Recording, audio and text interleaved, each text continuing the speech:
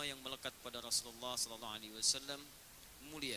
Sejak dilahirkan, sejak tumbuh balita, sejak menjadi remaja, berubah menjadi pemuda, sampai menjadi seorang suami, seorang ayah, seorang kakek, bahkan dengan sifat kemuliaan paling tinggi, yaitu Rasulullah sallallahu alaihi wasallam, yang itu pun masih kemudian diistimewakan, disifati dan dimuliakan oleh Allah dalam Al-Quran dengan turunnya Quran surah ke-33 Al-Ahzab ayat ke-21. Laqad kana lakum fi Rasulillahi uswatun hasanah. Karena sempurna keadaan Nabi Muhammad sallallahu alaihi wasallam dengan semua jenjang etapa masa pertumbuhan, perkembangan dan kehidupannya, maka kata Allah, beliau adalah sebuah miniatur kemuliaan yang patut dijadikan teladan dalam semua aspek kehidupannya. Sikapnya, sifatnya, semua hal yang melekat kepadanya. Karena itulah kemudian mengikuti semua tuntunan Rasulullah sallallahu alaihi wasallam dijadikan oleh Allah sebagai tanda cinta kepada Allah. Dan ini tidak pernah diberikan kepada nabi-nabi sebelumnya. Hanya turun kemudian kepada Nabi Muhammad sallallahu alaihi wasallam untuk memuliakan segala kemuliaan yang melekat kepada beliau dengan izin Allah Subhanahu wa taala. Maka turunlah kemudian Al-Qur'an surah ketiga Ali Imran ayat ke-31. Qul in kuntum tuhibbunallaha. Nabi diperintahkan. Jadi kalau kata kulnya hilang, orang bisa mengatakan ini Nabi sendiri yang mengatakan. Tapi ketika kata kulnya muncul, kul katakan Muhammad, ini menunjukkan bahwa berita tersebut bukan berasal dari penuturnya, tapi diperintahkan ya dari aspek yang lainnya. Seperti Anda ingin menyampaikan sesuatu, kalau dari diri Anda pribadi, Anda tidak perlu mengatakan, dikatakan kepada saya, atau katakan, Anda tinggal mengatakan saja. Besok pergi ke Jakarta, lusa pergi ke Sumatera, besoknya lagi pergi ke Papua. Anda bisa katakan demikian. Tapi ketika kalimat yang muncul, katakan besok ke Jakarta, katakan besok ke Sumatera, katakan lusa ke Papua. Ini menunjukkan bahwa ada aspek lain, ada pihak lain yang memerintahkan untuk mengatakan itu. Ini menunjukkan sekaligus bahwa firman Allah dalam Al-Quran semua bersumber dari Allah, tidak ada rekayasa Nabi Muhammad SAW. Ini sekaligus menegaskan bahwa pujian yang datang di ayat ini langsung bersumber dari Allah, bukan Nabi sendiri yang membuat-buat pujiannya. Kata Allah, kul katakan Muhammad pada semua manusia, khususnya pada umatmu yang mereka mengatakan mencintai Allah.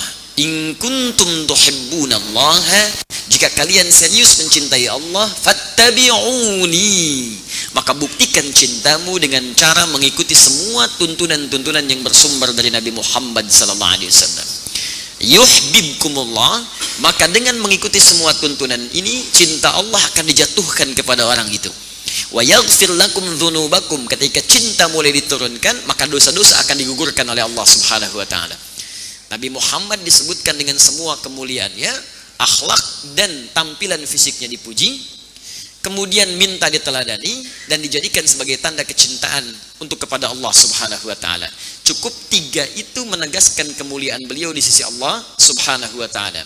Jadi kalau Allah sudah mengakui beliau mulia, dijaga kemuliaannya dari sejak lahir sampai dengan wafatnya, dijadikan teladan dalam kehidupannya, dijadikan tanda cinta kasih kepada Allah. Lantas kemudian jika ada manusia yang merendahkannya, ini menunjukkan ada yang salah dengan cara berpikirnya. Jelas ya? Karena itu setiap hari kita berusaha menunjukkan cinta kita kepada Rasulullah sallallahu alaihi wasallam ya dengan cara mengikuti semua tuntunan-tuntunannya. Maka belajarlah teman-teman sekalian, banyak tuntunan Nabi dari bangun tidur sampai dengan tidur kembali. Dan tuntunan ini semua melahirkan cinta, kasih sayang dan kemaslahatan. Bahkan Al-Quran memberikan pesan, jikalau tuntunan ini pun diikuti bukan hanya oleh orang Islam, tapi juga oleh orang-orang non-muslim, niscaya orang-orang non-muslim itu pun akan berubah menjadi baik. Dan tidak sedikit boleh jadi yang mendapatkan hidayah untuk menerima Islam, bersyahadat, bahkan tidak pernah ada paksaan dalam unsur syahadatnya. Berdoa kepada Allah Subhanahu wa taala, semoga di malam hari ini, di malam Jumat yang berkah ini, mudah-mudahan Allah melembutkan hati saudara-saudari kita yang belum bersyahadat, yang belum berislam. Semoga dengan izin Allah diberikan cahaya dalam jiwanya, bisa bersyahadat sebelum ia wafat menghadap kepada Allah Subhanahu wa taala. Alhamdulillah, dengan membiasakan doa-doa ini, hampir setiap pekan ada saudara-saudari kita yang berikrar untuk menunaikan syahadat masuk kembali ke dalam Islam. Dan malam hari ini kami dikabari baru sampai masjid tadi bahwa insyaallah malam ini pun ada 2 orang saudara kita yang akan mengucapkan syahadat dan insyaallah memeluk Islam. Ya, karena itu angkah lebih baiknya kalau kemudian kita awali dengan mengislamkan dulu saudara kita ini, 2 orang ini. Kemudian setelah itu kita akan melanjutkan pada kajian kita, sehingga dengan izin Allah Subhanahu wa taala hal pertama yang terjadi pada sahabat kita ini, 2 orang saudara kita ini setelah bersyahadat adalah insyaallah menghadirkan amalan saleh, menunaikan salat Isya, berkumpul dengan saudara-saudarinya langsung di masjid di tempat yang terbaik dengan orang-orang baik insyaallah, dan menunaikan ibadah-ibadah yang baik. Ya, saya sampaikan kepada teman-teman di official dan juga pihak masjid untuk menyiapkan barangkali ya teman kita, sahabat kita yang masuk Islam bisa dibantu barangkali ada untuk masuk Islam. Bukan. Bangkunya Mas, satu di sini. Baik. Satu lagi. Ya, saya di tengah-tengah. Bainahuma barzakhun la yabghiyan.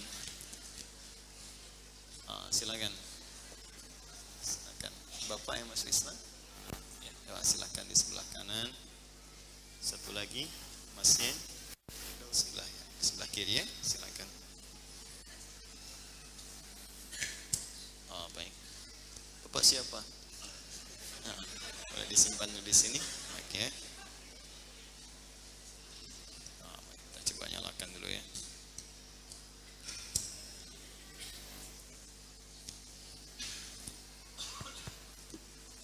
Baik. Teman-teman sekalian, alhamdulillah seperti kami sampaikan, ada 2 saudara kita di hadapan kita semua, di samping kanan dan kiri saya.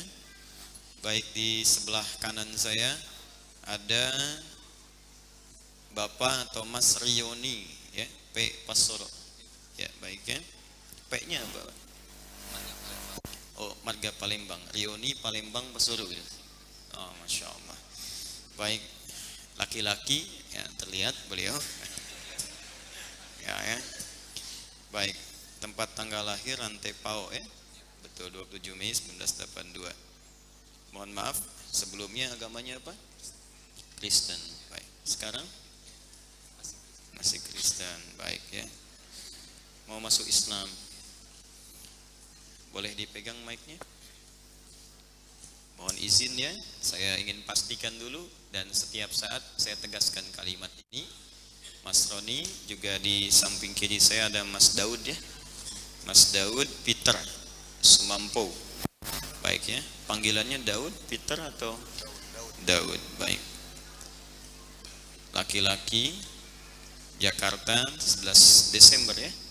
Masya Allah, 1997. Lahir di bulan Desember dan kembali ke fitrahnya di bulan Desember insya Allah. Mohon maaf, dari Kristen juga. Kristen berkenan untuk masuk Islam ya, insya Allah. Mas Rioni, pertama di Islam itu tidak boleh dipaksa. Didapatkan di Quran surah kedua Al-Baqarah, Bapak Ibu, ayat 256. La ikraha fiddin. Tidak boleh ada paksaan di dalam memeluk ad-din. Ad-din di sini yang dimaksud Islam. Quran surah ketiga ayat 19, Innad dina 'indallahil Islam. Jadi di Islam itu tidak boleh orang masuk Islam itu dipaksa. Ya, baik paksaannya halus, diiming-imingi misalnya, ya, kalau masuk Islam, alhamdulillah dikasih sesuatu. Ya, ada yang iming-imingi? Tidak. Atau memaksa kasar misalnya, diancam kalau tidak masuk Islam nanti pulang-pulang dari sini misalnya, awas gitu. Tidak, Ustaz. Tidak. Yakin? Yakin. Baik. Satu lagi nih kita pastikan.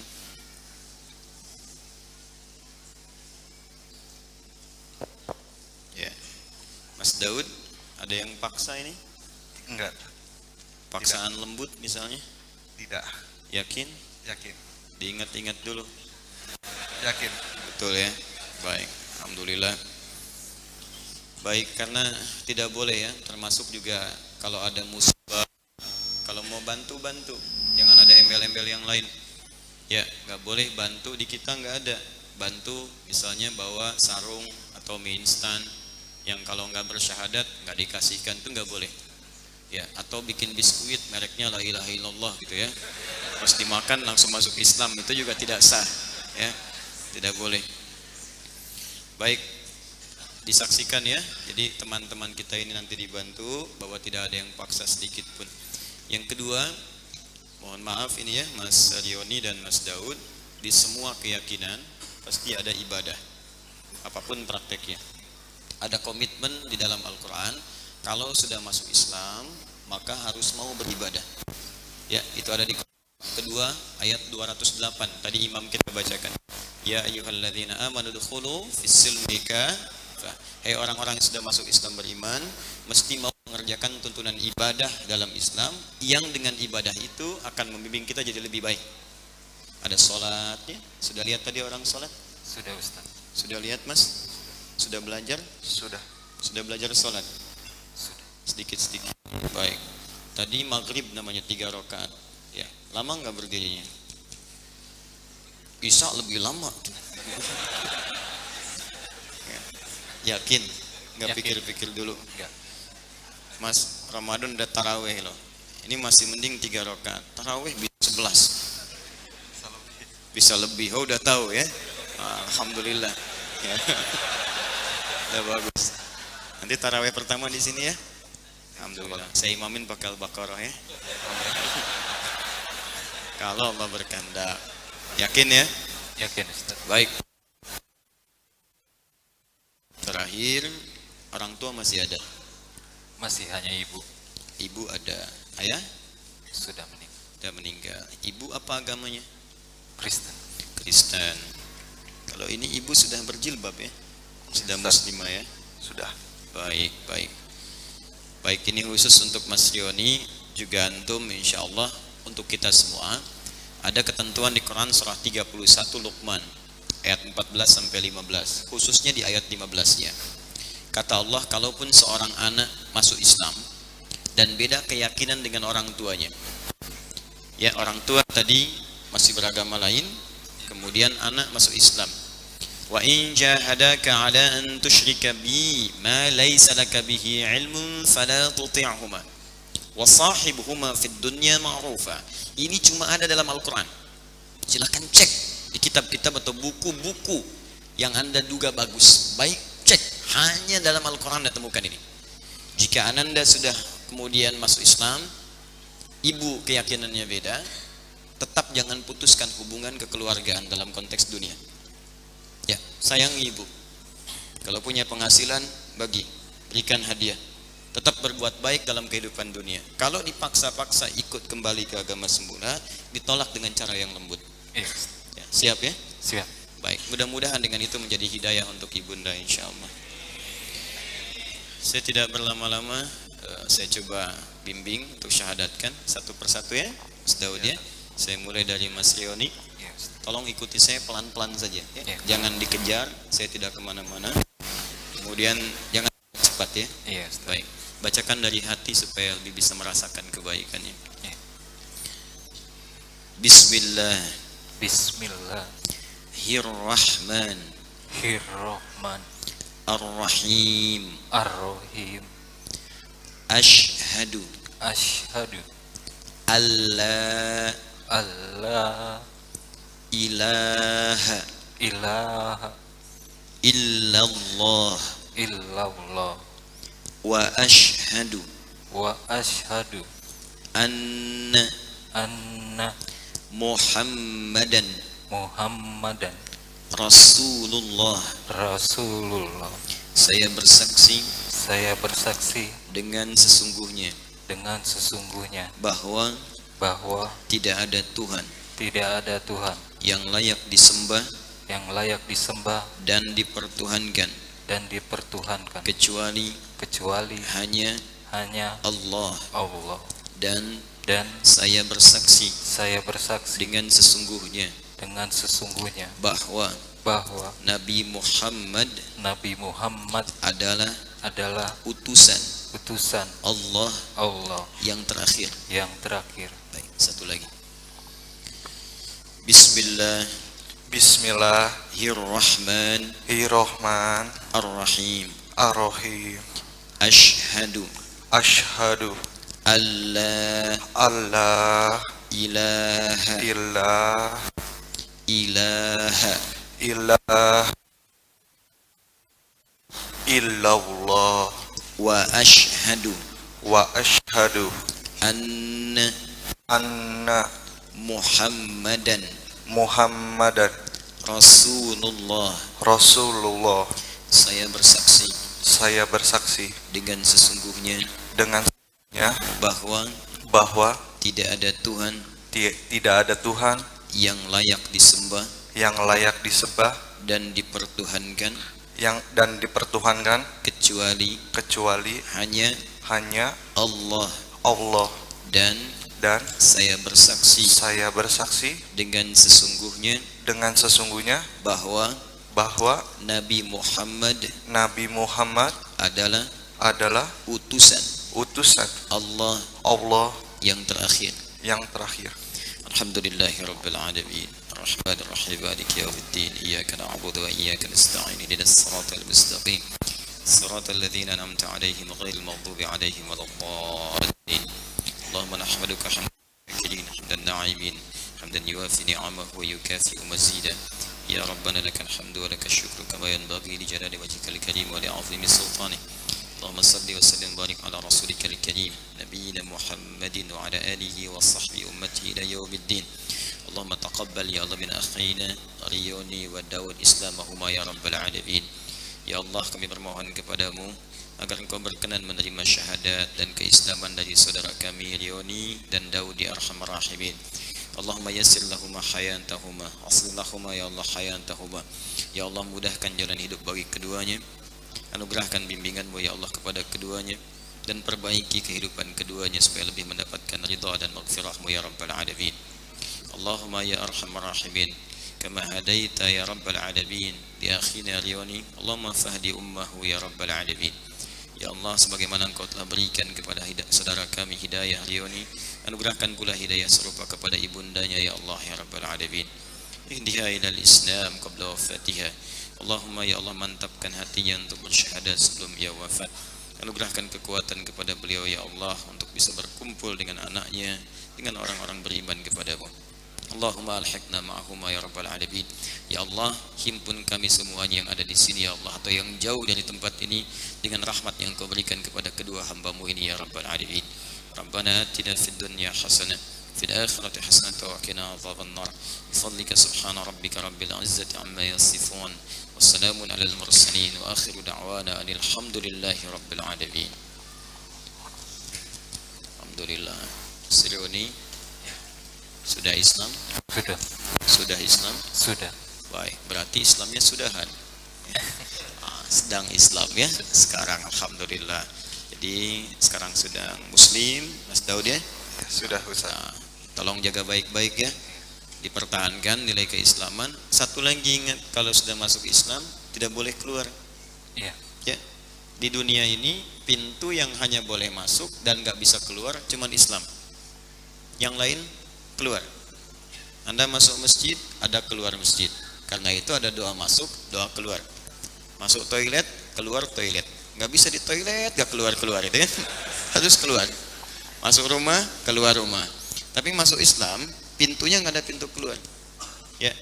Jadi tolong diingat baik-baik ya. Yes. Dan tolong ditampilkan ciri khas Muslim yang baik. Orang Islam berkata baik, berbuat yang baik, bekerja, Mas Doni, usaha. Daud juga bekerja. Tolong tunjukkan ciri Islam yang baik ya. Jujur di pekerjaan, tidak boleh menipu. Ya, yang giat, disiplin. Kalau ditanya kamu kok berubah jadi jujur begini, jadi disiplin begini, sampaikan Islam yang mendorong saya untuk seperti ini. Jelas ya? Baik, semoga Allah berikan kemuliaan. Tidak ada yang lain lagi di dalam prosesi syahadat. Hanya itu saja. Nanti akan dibantu diberikan surat keterangan agar nanti ada hal-hal lain yang ingin disesuaikan. Mungkin ada perubahan administrasi di kata-kata yang lain, nanti bisa disampaikan. Dan tidak ada biaya ya. Kalau ada yang minta biaya kasih tahu saya. Iya. Biar saya jitak tuh. Ya, tidak ada biaya. Anda siapa? Ada apa? Baik. Masuk Islam juga? Oh, Masya Allah, Alhamdulillah. Buat saya? Oh, ini Mas, ini ada kenang-kenangan ya. Biasanya si peci mau kena kalau yang perempuan. Laki-laki sarung ya. Ada mushaf Quran sama buku bimbingan sholat ya. Pelan-pelan dibaca. Kalau kurang jelas kira-kira tanyakan sama ini nih. Insya Allah ya bisa main ke sini. Baik, satu lagi. Alhamdulillah. Mas Daud ya. Kenang-kenangan ini silakan bisa dibaca nanti ya, digunakan dengan baik. Baik ya. Baik. Ya, Mas Doni atau mau langsung ceramah di sini? Tidak, silakan bisa ke belakang ya. Silakan. Alhamdulillah. Baik. Ini Mas daftarnya, nanti dicari-cari. Baik. Ini yang ketiga. Alhamdulillah. Baik, Bapak Ibu sekalian dan pemirsa dimanapun Anda berada, kita akan lanjutkan pada bahasan kajian kita. Ini adalah penutup insyaallah dalam kajian tafsir Al-Quran di bagian pertama pembahasan surah Al-Fatihah. Dengan izin Allah saya akan berusaha menyempurnakan surah Al-Fatihah bagian terakhir di pertemuan ini sekaligus penutup tahun insyaallah. Ya, nanti kita akan coba maksimalkan di tahun depan dengan memasuki surah yang baru yaitu surah Al-Baqarah. Ya, kita akan sempurnakan. Nanti sisanya untuk pekan-pekan berikutnya di bulan ini sebelum tahun berganti saya akan coba membahas tentang persoalan fikihnya. Masalah fikih apa saja yang melekat pada Al-Fatihah dari bismillah sampai amin.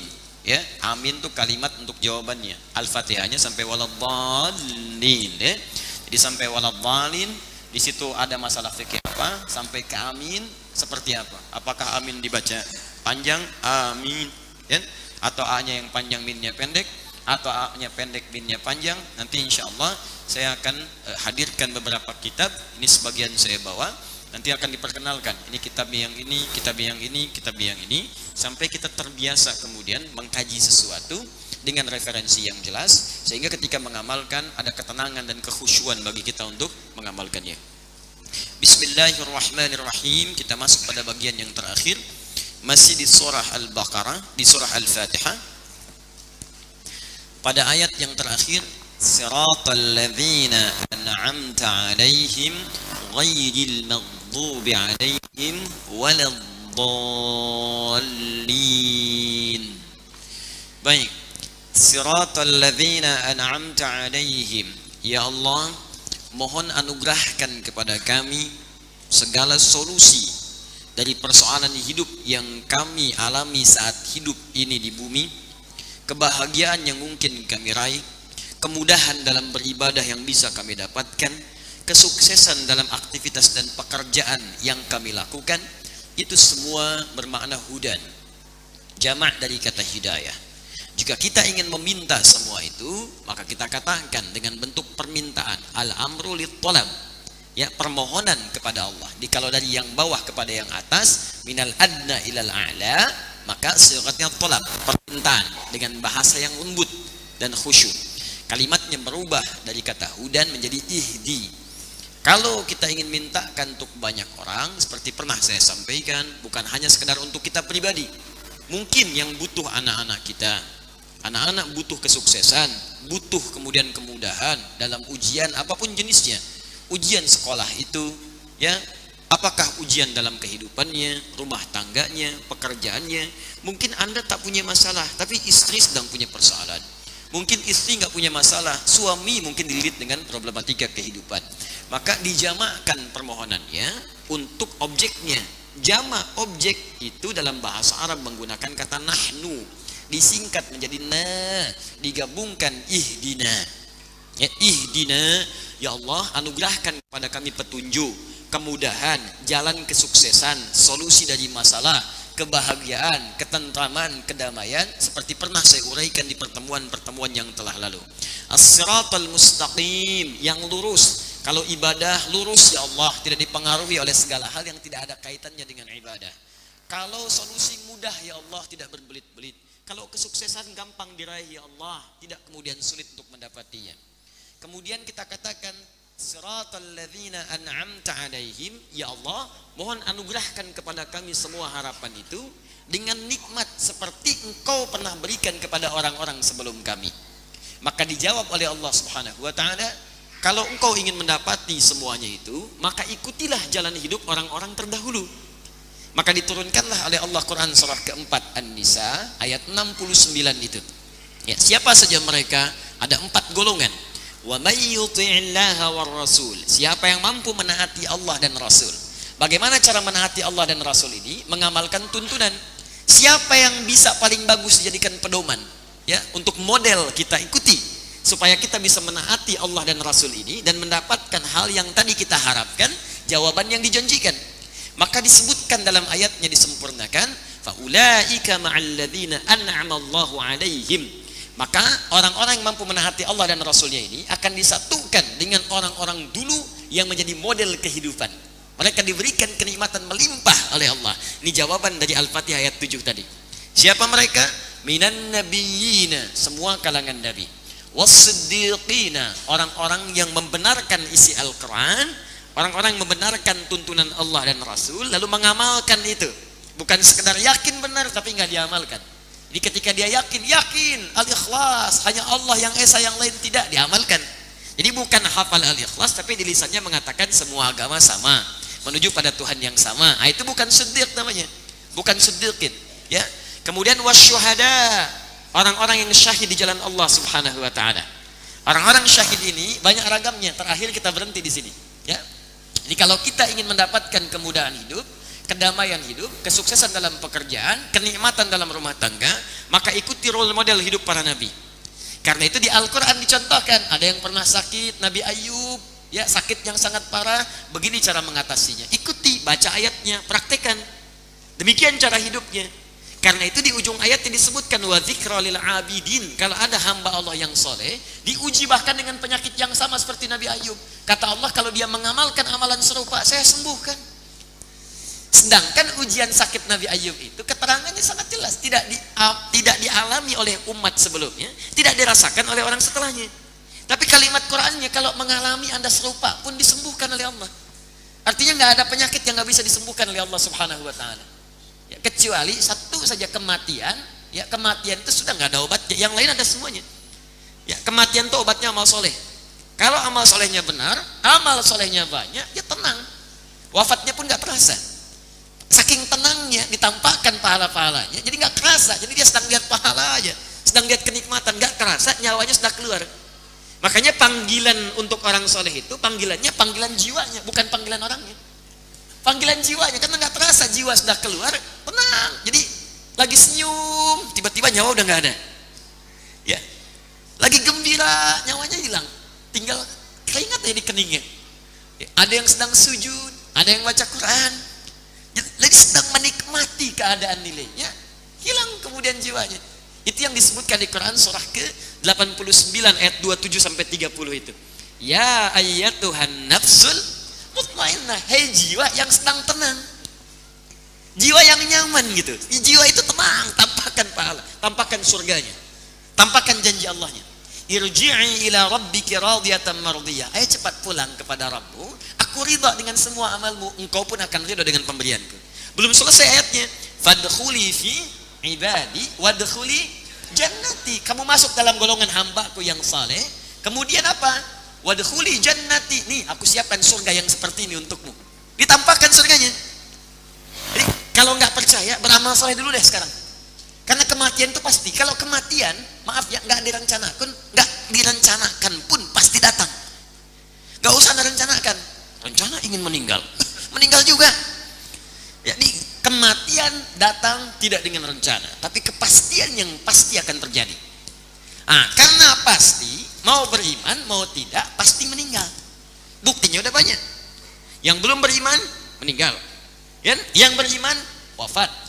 Nah sekarang pertanyaannya kan masa-masa wafat nggak ada ruginya kita beramal saleh, nggak ada ruginya. Nanti pembuktiannya setelah wafat akan kelihatan atau saat akan wafat akan tampak. Benarkah kemudian ajaran Islam? Lihat, kan kita sama-sama meninggal. Nah, jangan takut, gak usah takut, beramal soleh aja. Kalau takut meninggal berarti amal solehnya kurang, banyak amal salahnya. Sebab orang beramal soleh itu tenang, nggak takut dengan mati. Wafatnya wafat, kan semuanya akan wafat. Anda mau takut mau tidak wafat juga. Tapi kalau jiwa Anda khawatir wafat berarti masih banyak salahnya. Ada maksiat yang harus dihilangkan dengan taat, ada salah yang harus ditutup dengan soleh. Jadi datangkan yang solehnya sehingga memberikan ketentraman pada jiwa. Mau meninggal kapanpun terserah Allah. Alhamdulillah wafatnya wafat selesai. Makanya tenang. Nanti kita lihat saat wafat siapa yang benar janjinya. Makanya nanti banyak ayat dalam Al-Quran menerangkan pembuktian janji Allah Subhanahu Wa Taala. Nah itu Ayyub alaihissalam. Ada yang kemudian punya kedudukan seperti saya pernah terangkan.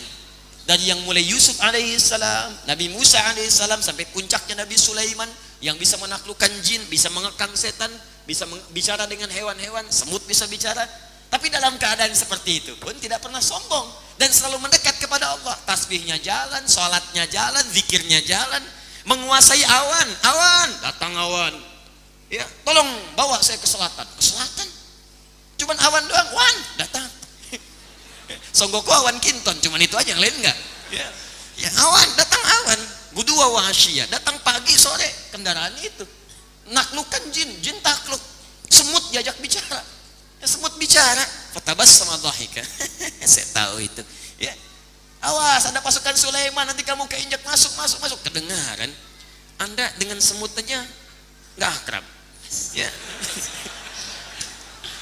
Suara monyet gak kedengaran, dengan kodok gak paham gitu kan, dengan singa gak ngerti. Apa? Udah tahu singa lapar, tanya. Ya, kan Anda mau sombong gitu kan? Jadi Allah ajarkan kalau kita bisa semuanya dilakukan, hadza min fadli rabbi, maka Allah akan tambahkan, angkat lagi. Jadi diangkat kedudukannya dengan mulia. Dia di atas tapi orang senang. Orang senang. Itu nggak mudah loh, punya kedudukan yang orang senang. Susah. Naik punya jabatan tapi orang riba, orang senang, orang menikmati, itu nggak mudah. Makanya Allah turunkan kisah-kisah yang punya kedudukan di masa lalu dan orang senang dengan itu. Ada yang harta benda kaya, suka sedekah, suka infak, suka macam-macam, ada rumusnya semua diberikan. Lawannya pun ada. Ketika ada kemudian Sulaiman alaihissalam, ada Musa, ada Yusuf, ada Firaun, ya kan? Ketika ada yang kaya suka berderma, ada Qarun, ya kan? Ada semuanya. Ini contoh positif, ini negatif, ini yang soleh, ini yang salah, supaya kita nggak salah pilih dan sifatnya diberikan dan resikonya pun ditampilkan. Bahkan muminya masih ada. Seakan Allah ingin katakan kalau nggak percaya tuh lihat tuh, ini masih ada nih. Ya saya awetkan, bukan Anda, bukan. Oh, ya. Masih ada. Jadi gini, ayatnya muncul, keterangannya ada, resiko dijelaskan. Dan barang buktinya masih otentik dan dibuktikan lewat sejarah. Gak yakin juga, makan apa itu? Berarti di otaknya konslet gitu, hang. Karena semua buktinya ada jelas, ya kan? Nah ini an-nabiyyin, dan semua keadaan para nabi itu oleh Allah langsung semuanya disatukan pada kehidupan Nabi Muhammad SAW. Jadi kalau ingin komplit, ya nggak usah buka kisah yang dulu, lihat aja Nabi Muhammad. Kalau sakit baca apa? Makanya Imam Al-Bukhari memasukkan sebuah bab kitab.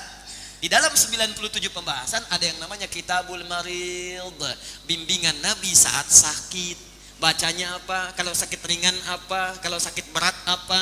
Ya, ada kemudian prakteknya, ada yang dibekam, ada yang macam-macam, ada yang ruqyah, semua ada. Ya penyakit gangguan jin aja ada. Datang ke rumah sakit cari polijin, ketemu nggak? Nggak akan ketemu. Kan ada. Tapi kan penyakitnya ada.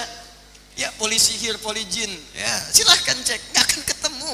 Tapi Nabi ngasih lengkap. Ini kalau gangguan jin bacanya ini, gangguan setan bacanya ini, setannya pun lengkap. Setan sholat, yang goda orang sholat, ya namanya khinzib, doanya ini. Setan goda orang wudu, ada namanya walhan. Makanya orang wudu tuh kadang-kadang setelah wudu suka bingung. Saya wudu belum, padahal masih basah tuh. Ya, ada yang begitu. Ya, ada setan pasar, mall bu, ada setan pasar. Makanya ibu jangan heran nyampe ke rumah itu masih ingat tas yang belum dibeli itu. Dibahas juga dengan suami itu. Papa tahu nggak, mama ke mall tuh ada tas bagusnya. Tas sudah banyak. Ini walaupun nggak mahal, tapi isinya insya Allah membawa mama ke surga. Ada mushaf di dalamnya. Oh iya Pak ya. Astagfirullahaladzim. Mudah-mudahan Allah ampuni mama ya Pak. Tapi yang di mall juga bagus kok Pak. Loh. Ada lagi tuh. Nah itu ada. Jadi banyak hal lah pokoknya. Itu dijelaskan lengkap. Ya, itu Nabi Sallallahu Alaihi Wasallam. Jadi nggak ada yang kosong dari kehidupan Nabi Sallallahu Alaihi Wasallam. Ikuti. Yang kedua ada Siddiqin. Saya sudah bahas tuntas ini, termasuk menerangkan kisah sahabat Abu Bakar As-Siddiq. Cari orang-orang yang membenarkan Quran dan mengamalkannya. Itu banyak nanti ditipu sahabat Nabi. Cari salafus saleh, orang-orang baik. Ada yang langsung dengar satu ayat langsung diamalkan. Ada yang baru turun ayatnya langsung gembira lompat-lompat. Banyak. Teman-teman kalau bahasa tafsir sekarang kan tidak banyak terjemahan pakai bahasa Indonesia. Coba belilah. Bahkan Anda bisa googling. Sekarang ada, kemudian bisa dapatkan di handphone Anda. Daripada beli yang nggak jelas, dimakan habis keluar kotoran. Ya, cuma beli, paling kan cuma 150.000. Ini berapa sih? Saya beli Sahih Al-Bukhari 350.000. 4 jilid tebal-tebal. Yang jilid pertama saja tebalnya begini tuh. Lebih daripada ini, sedikit. 350.000, 4 jilid. Bekal kita mengikuti Nabi. Mungkin pulsa Anda pakai habis sebulan itu. Tapi pulsa akhirat kita bertahan. Bukunya masih ada, bahasa Arab lagi. Ya. Anda bayangkan. Asli. Asli kan? Jadi, Masya Allah. Siddiqin. Ya, ada orang-orang yang dikisahkan saat turun ayat puasa. Ya ayyuhalladzina amanu kutiba alaikumusiyam. Dia yang lompat. Ada yang baru disebutkan begini, ya ayyuhalladzina amanu, udah senang datang ke Nabi. Ya Rasulullah, perintah apa nih? Sami'na wa ata'na, sami'na wa ata'na. Bahkan banyak orang menunggu lagi kapan turun lagi ayat itu.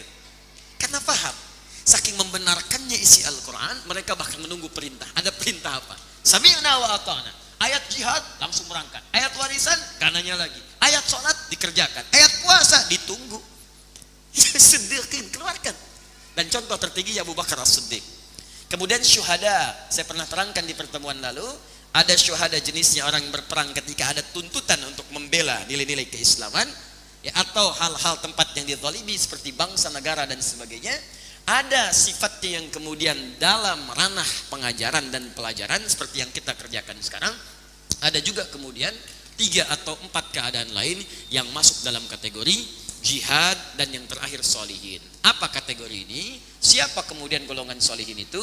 Itu yang coba kita uraikan setelah menunaikan salat Isya berjamaah insyaallah beserta penutup ghairil maghdubi alaihim walad. Subhanakallahumma wa bihamdika asyhadu an la ilaha illa anta astaghfiruka wa atubu ilaik. Assalamualaikum warahmatullahi wabarakatuh. Assalamualaikum warahmatullahi wabarakatuh. Alhamdulillah, wassalatu wassalamu ala rasulillah wa ala alihi wa sahbihi wa man walah wa ba'du. Alhamdulillah, Bapak dan Ibu sekalian, kita telah menunaikan salat Isya berjamaah juga dengan insyaallah amalan-amalan sunnahnya. Semoga seluruhnya diterima oleh Allah Subhanahu wa taala. Baik, kita lanjutkan.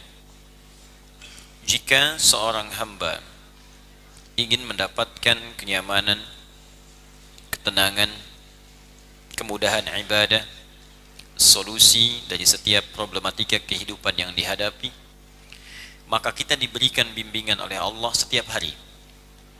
Bahkan bimbingan ini dipilihkan kepada kita dalam setiap pembagian waktu dalam sehari agar memudahkan bagi Allah untuk mengentaskan solusi yang kita ingin dapatkan, mengentaskan persoalan yang sedang kita hadapi. Karena itu kita kemudian dibimbing oleh Allah untuk membacakan doa dan mengamalkan isi doa itu dalam praktek kehidupan. Subuh Anda punya persoalan, maka diminta oleh Allah membacakan ayat ini. Subuh ke zuhur ada persoalan, maka zuhur diminta kita menghadap Allah membacakan kemudian ayat ini. Zuhur ke asar ada persoalan, asar diminta kembali kita menghadap Allah untuk memohon solusi. Asar ke maghrib ada masalah, diminta lagi menghadap untuk diselesaikan oleh Allah. Sampai sebelum tidur pun kita punya persoalan, diminta menghadap dalam salat Isya untuk dituntaskan semua persoalan itu. Jika benar cara kita kemudian bermohon, maka tenang tidur kita, karena tidur dalam keadaan nyaman dengan persoalan telah selesai dituntaskan.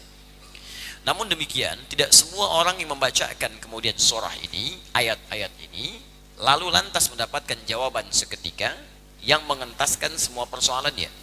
Karena ternyata jawaban itu diikat dengan ketentuan-ketentuan untuk mengamalkan isi dari bacaan yang kita bacaan itu. Bacaan itulah Al-Fatihah, terdiri dari 7 ayat, dan di ayat yang terakhir kita diminta kemudian untuk mengikut role model dalam kehidupan dengan 4 golongan utama. Kalau ingin kemudian apa yang kita mintakan dijawab oleh Allah Subhanahu wa taala. Ada kalangan para nabi, satu telah saya bahas. Kedua, golongan siddiqin telah saya uraikan. Ketiga, golongan syuhada baru sebagian saya sampaikan. Saya ingin ingatkan kembali, syuhada ini dibagi kepada 3 golongan.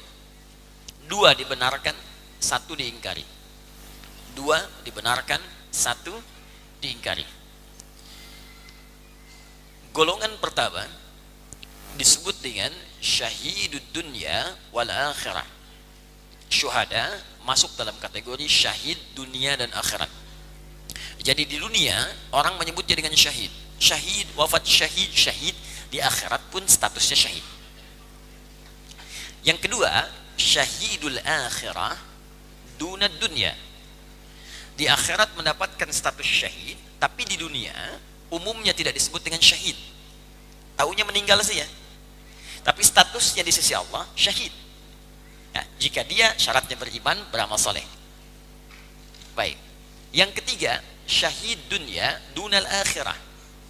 Di dunia nampak syahid, tapi di akhirat diingkari oleh Allah status syahidnya. Jadi ini yang saya katakan, 2 diakui, 1 dicoret. Yang dicoret ini banyak kemudian dalilnya.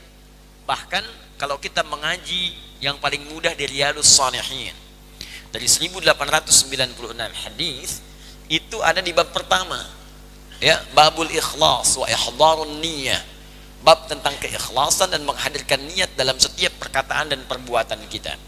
Pernah ditanyakan kepada Nabi sallallahu alaihi wasallam an rajulin, tentang kisah seorang lelaki, kemudian dia berjuang. Apa motivasinya? Yang satu berjuang karena ingin populer, disebut sebagai pejuang, pahlawan. Yang satu berjuang untuk disebut sebagai orang yang membela hanya kaumnya saja. Ya, fanatisme kaum, kesukuan.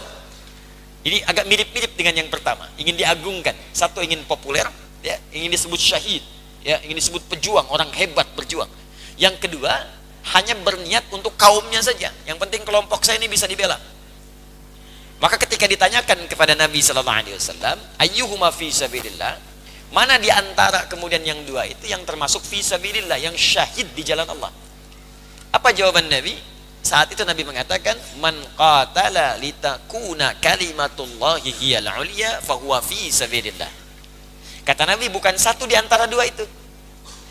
Yang disebut syahid fi sabilillah, di dunia akan disebut syahid, di akhirat pun ditetapkan oleh Allah sebagai syahid, adalah orang yang perjuangannya hanya diniatkan karena Allah saja. Karena Allah. Ya, karena itu ulama-ulama kita yang berjuang, sekalipun konteksnya membela negara, tapi niatnya untuk ibadah.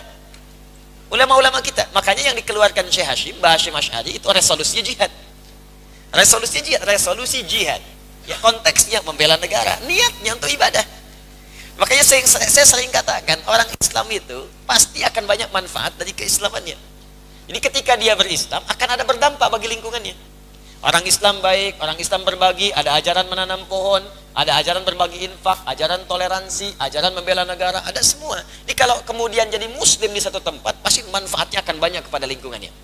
Itu poinnya. Ya, makanya kita kenal Pangeran Diponegoro, pahlawan nasional kan? Jadi dunianya dapat, akhiratnya dapat, insya Allah.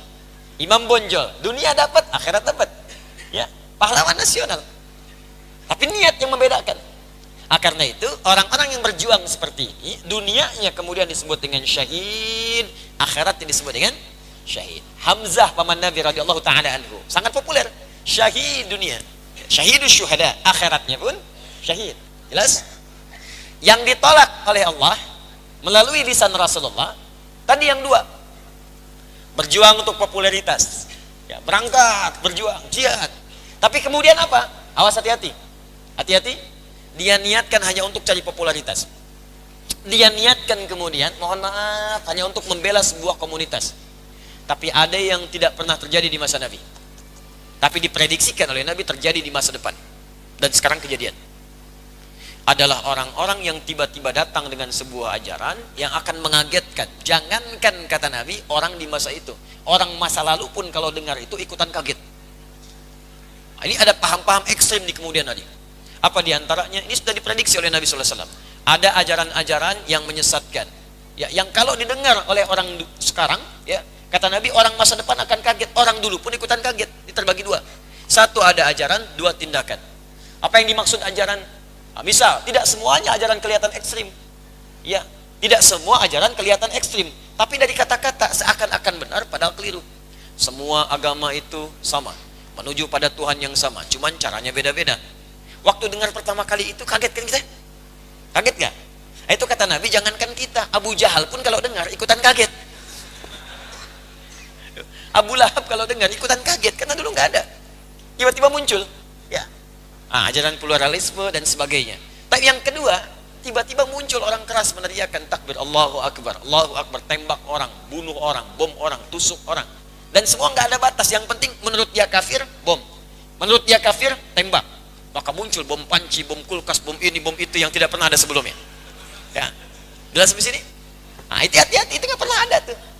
Makanya di dunia pun itu, ya kelihatan ada yang menyebut syahid, padahal bukan, ditolak oleh Allah. Ya, makanya banyak orang mengecamnya. Jelas ya? Paham sampai sini? Jadi ada yang syahid dunia disebut syahid oleh orang atau golongan kalangan tertentu karena nggak paham. Oleh Nabi ditolak, oleh Allah diingkari. Ada yang disebut dunianya syahid, sepakat semua orang. Ya, kemudian setelah itu akhiratnya pun ditetapkan. Nah, ini banyak juga. Seperti paman Nabi Hamzah atau sahabat-sahabat yang lainnya. Yang ketiga, ini yang saya ingin sampaikan, tidak banyak orang tahu. Kemudian di akhiratnya statusnya syahid di sisi Allah, tapi di dunianya disebut meninggal biasa saja. Ya, bedanya dengan yang syahid yang pertama tadi, kalau yang pertama dia kemudian disolatkan dengan pakaiannya, tidak dimandikan, seketika itu saja. Ya, dengan pakaiannya seketika. Kalau yang ini tetap disolatkan, tetap dimandikan, kafannya sama dengan yang lainnya. Ya, kemudian dikerjakan semua sunnah-sunnahnya sampai dengan masuk ke liang lahatnya, sampai didoakannya, selesai. Tapi statusnya di akhirat, jika dia beriman beramal saleh, maka dia punya amalan syahid. Dan tingkat derajatnya beda dengan yang tadi. Tapi statusnya disebut syahid. Hadis Nabi SAW dalam Al-Bukhari dan Muslim, riwayat dari sahabat Abu Hurairah radhiyallahu ta'ala anhu. Saya bacakan hadisnya. An Abi Hurairah radhiyallahu ta'ala anhu, anin Nabi SAW, haddatsana, sampai kepada kami berita dari sahabat Abu Hurairah radhiyallahu ta'ala anhu, dari Al-Bukhari dan Muslim. Sumbernya dari Nabi SAW. Beliau menyampaikan, asy-syuhada'u khamsatun. Secara umum kata Nabi, jenis syuhada itu ada 5. Secara umum ada 5. Nanti hadis-hadis lain ada yang menambahkan. 1, al-mat'unu. Al-mat'unu, orang yang wafat karena wabah, penyakit. Ta'n, dulu disebut ta'n. Al-mat'un. Bismillah. Ya.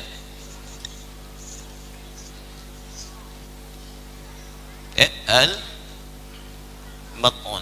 Ini mohon maaf khatnya campurannya. Ini al-mat'unu. Saya tulis dulu, ini 1. 2, al-mabtunu wal mabtunu, dari batnun, orang yang wafat karena menderita penyakit sakit luar biasa di perut. Jadi saya terangkan. Ketiga, wal ghariqu, orang yang wafat karena tenggelam.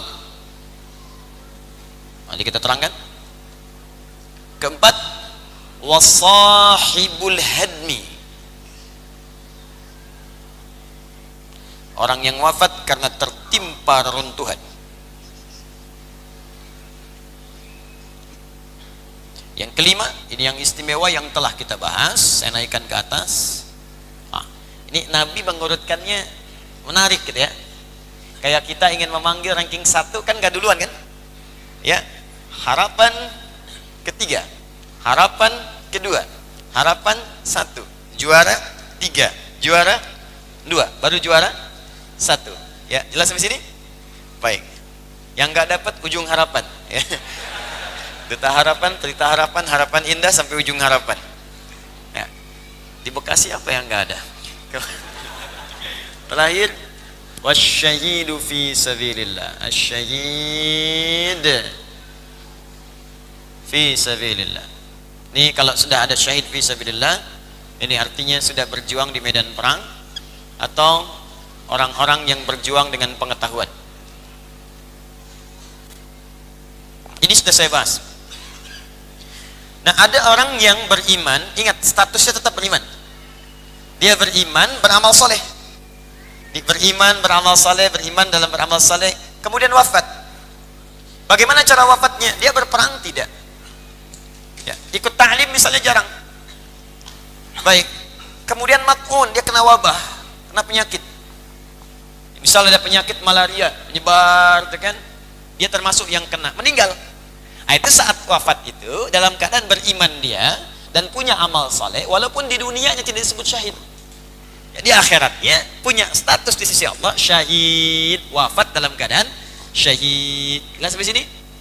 Orang syahid, wafat syahid, kenapa? Kena malaria. Nah, itu hampir nggak ada dengar kan? Ya, nggak pernah dengar kan? Nah, jadi orang yang kena wabah kemudian dia meninggal pada saat terkena itu dan berjuang dia kemudian mengatasi penyakitnya, tak mampu dia kena wabah, wafat di situ dalam keadaan beriman dan beramal saleh. Di dunianya tidak disebut syahid, tapi dia saat pulang kepada Allah itu punya amalan apa? Syahid. Jelas di sini? Baik. Tentunya derajat syahidnya beda dengan yang pertama tadi. Lain tingkatannya. Jadi masih unggul yang berjuang di medan perang kalau ada tuntutan. Masih unggul yang berjuang di majlis ilmu. Ya, kalau nggak ada tuntutan itu, nggak ada tuntutan bela negara, nggak ada tuntutan misalnya bela-bela tertentu untuk keimanan kepada Allah, tidak ada itu. Ke medan perang nggak ada. Maka tingkat pertamanya yang menduduki adalah majlis ta'lim, majlis ilmu yang pernah saya terangkan dulu. Makanya kalau dalam sepekan itu ada tawaran mengaji di majlis ilmu, jangan ditinggalkan Pak, Bu. Silahkan dibagi antara dunia dengan akhirat. Ya, silahkan dibagi. Di antum punya jadwal di dalam sepekan, masa dunia terus, kan mau wafat juga, pulang ke akhirat. Gimana kalau pulang nggak punya bekal? Disiapkan. Minimal mudah-mudahan saat wafat misalnya sedang menulis, meninggal, kan?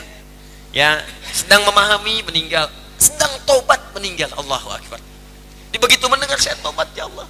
Bagaimana kalau saya wafat tobat? Menangis dia tanpa orang harus tahu. Keluar air matanya, begitu keluar meninggal. Oh, subhanallah. Itu indah gitu. Ada yang mencatat, ada bahkan yang masih di jalan Pak, ada itu statusnya tinggi. Bahkan kalau dia pelaku maksiat pun, Allahu Akbar, pelaku maksiat ingin taubat mau datang ke majlis ilmu, tengah jalan meninggal, belum sampai ke majlis ilmu, itu diterima taubatnya dan bisa menggugurkan semua kesalahannya, plus dapat ilmu di situ, dapat langkah, baru langkah aja, dapat langkah, itu bisa menutup semua kesalahannya dengan taubatnya dan punya amalan baru, surga baginya. Apa nggak pernah Anda mendengar kisah seorang bertobat kemudian dikisahkan oleh Nabi SAW? Disampaikan, pergilah engkau kepada si fulan di majlisnya, bergerak di jalan dia kemudian beristighfar kepada Allah, mengingat dosa, ya Allah saya banyak dosa, saya ingin tobat ya Allah. Ditunjukkan tobatnya ke majlis sana, dibimbing. Ini juga sunnah bagi para ustadz. Kalau ada orang dengan spesifikasi tertentu datang dan tidak ada ilmu pada Anda, jangan dipaksakan, arahkan kepada ustadz lain. Mungkin itu bermanfaat bagi orang itu. Karena itu saling menyempurnakan. Ada yang ingin kajian sirah, datang ke Ustadz Fulan. Anda ingin belajar sirah, datang ke Ustadz Budi Azhari, datang ke Ustadz Khalid Basalama. Belajar, dapatkan kenikmatannya. Ingin belajar tafsir, datang ke si Fulan. Belajar hadis, datang ke si Fulan. Silahkan, bagi. Jangan paksakan kita sendiri. Jangan katakan Anda benar, yang lain salah. Ketika dia membutuhkan sesuatu tidak ada pada Anda dan Anda sekat dia datang kepada orang lain dan tidak mendapatkan hidayah, dosa Anda di situ. Arahkan, ini sunnah. Ketika diarahkan tobat di jalan, ya Allah saya banyak dosa, dia berharap dibimbing oleh Syekh Fulan di majlis untuk taubat. Di jalan dia ingat dosanya, dia berharap datang ke majlis dan maut datang lebih cepat dari apa yang dia duga, wafat dia di jalan. Begitu wafat kemudian Allah memberikan perintah kepada malaikat untuk menerima kemudian taubatnya, mencatat dia sebagai bagian ahli surga. Bahkan ada riwayat mengatakan hampir-hampir dijemput dia oleh malaikat kemudian ahli neraka untuk dicatat semua keburukan-keburukan disiapkannya, tapi ketika diukur langkahnya lebih dekat kemudian ke majlisnya. Sangat populer riwayat itu dan sangat viral di kalangan ahli ilmu. Pelaku maksiat, banyak maksiat di tengah jalan ke majlis ilmu, tobat, meninggal, bisa masuk surga. Antum sudah datang ke majlisnya, duduk di rumah Allah, sudah belajar, masa nggak bisa mengantarkan ke surga? Kalau ada yang tidak bisa mengantarkan itu, berarti antumnya yang nggak tobat, antum yang nggak berubah, cuman numpang datang doang, cuman dengar tapi nggak berubah diri. Untuk apa? Jadi kalau orang di jalan belum sampai bisa tobat dan bisa berpeluang ke surga, Anda datang ke sini sudah duduk belajar, tidak merubah diri Anda, lantas dengan cara apa lagi Allah bisa memasukkan Anda ke dalam surga? Akhirnya rubah diri kita. Karena itu saya selalu objektif menyampaikan, kalau apa yang saya sampaikan tidak menambah kedekatan Anda dengan Allah dan tidak merubah diri Anda berubah menjadi baik, tinggalkan saya dan cari majlis lain, cari ustadz lain. Itu kebenaran, itu janji. Karena itu turunlah kemudian satu surah dalam satu ayat An-Nisa yang ayat 100 itu sampai 101, paling kiri di sebelah bawah di mushaf. Ya, indah sekali kalimatnya. Wa may yakhruj, di pertengahan ayatnya. Awal ayatnya wa may yuhajir fi sabilillah yajid fil ardi muraghaman katsira wasa'. Siapa yang memutuskan dirinya berhijrah jadi lebih baik. Hijrah itu berpindah pada keadaan yang mendekatkan diri kita dengan Allah. Ya, tadinya bekerja susah sholat, sekarang pindah pekerjaan yang memudahkan sholat. Tidak harus pindah tempat. Kalau Anda tinggal misalnya di samping masjid, Anda jarang ke masjid, sulit melangkah ke masjid, ingin merubah keadaan, masjidnya sudah ada, motor ada, sepeda ada, mobil ada, pengen berubah sekarang. Melihat orang datang ke masjid dari jauh, masa saya yang dekat gak ke masjid? Dengar suara adzan, jadi berubah, tersentuh jiwanya, datang ke masjid, itulah hijrah. Ada keadaan yang tinggal di situ, masjid gak ada, taklim gak ada, suasana gak menyenangkan, tidak ada yang menenangkan kepada jiwa. Anda putuskan pindah tempat kepada rumah yang dekat dengan masjid, dekat dengan kajian, dekat dengan orang-orang baik, itu juga hijrah namanya. Pindah pekerjaan dari yang mendekatkan diri kepada Allah. Cari salatnya bisa, kalau rizki itu sudah teratur, surga kita yang belum jelas. Rizki nggak usah takut. Ya, dengar kalimat ini. Sepandang nyawa kita masih kemudian tertanam dalam tubuh kita, belum sampai ke tenggorokan, demi Allah saya katakan, Allah sudah berjanji rizki kita akan diberikan. Quran surah ke-51 ayat 22. Wa fis samai rizqukum wa ma tu'adun. Di langit telah ditetapkan ukuran rizkimu. Walladzi qaddara fahada, telah menetapkan untukmu yang sesuai denganmu. Wa ma tu'adun, dan aku janjikan selama hidup aku akan berikan.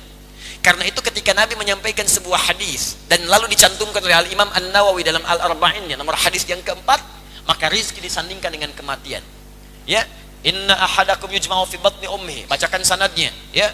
An Abi Abdurrahman, Abdullah bin Mas'ud radhiyallahu ta'ala anhu, anin Nabi sallallahu alaihi wasallam wa huwa shadiqul masduq, qala Rasulullah sallallahu alaihi wasallam, inna ahadakum yujma'u fi batni ummihi 40 yawman nutfah, thumma yakunu mithla dhalika 'alaqah, thumma yakunu mithla dhalika mudghah, fayursalu ilaihi al-malak, ya, fayu'maru bi katsbi 40, fayanfukhu fihi ar-ruh, wa yu'maru bi katsbi 40, bi katsbi rizqihi wa ajalihi. Ya, dua pertama bersanding.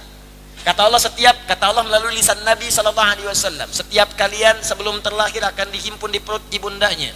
40 hari pertama baru berbentuk spermatozoa dengan ovum yang berproses. 40 hari kedua kemudian menjadi zigot yang menempel di dinding rahim. 40 hari ketiga berbentuk mudghah, mulai ada seperti daging sekratan. Lalu diperintahkan malaikat meniupkan roh, usia 120 hari, 4 bulan sudah ada roh. Kemudian ditiupkan rohnya. Wa yu'maru bi katsbi 40, diperintahkan malaikat menuliskan, menetapkan 4 hal. Dari 4 ini, 2 pertama disebutkan bi katsbi rizqihi wa ajalihi, rizki dan ajalnya.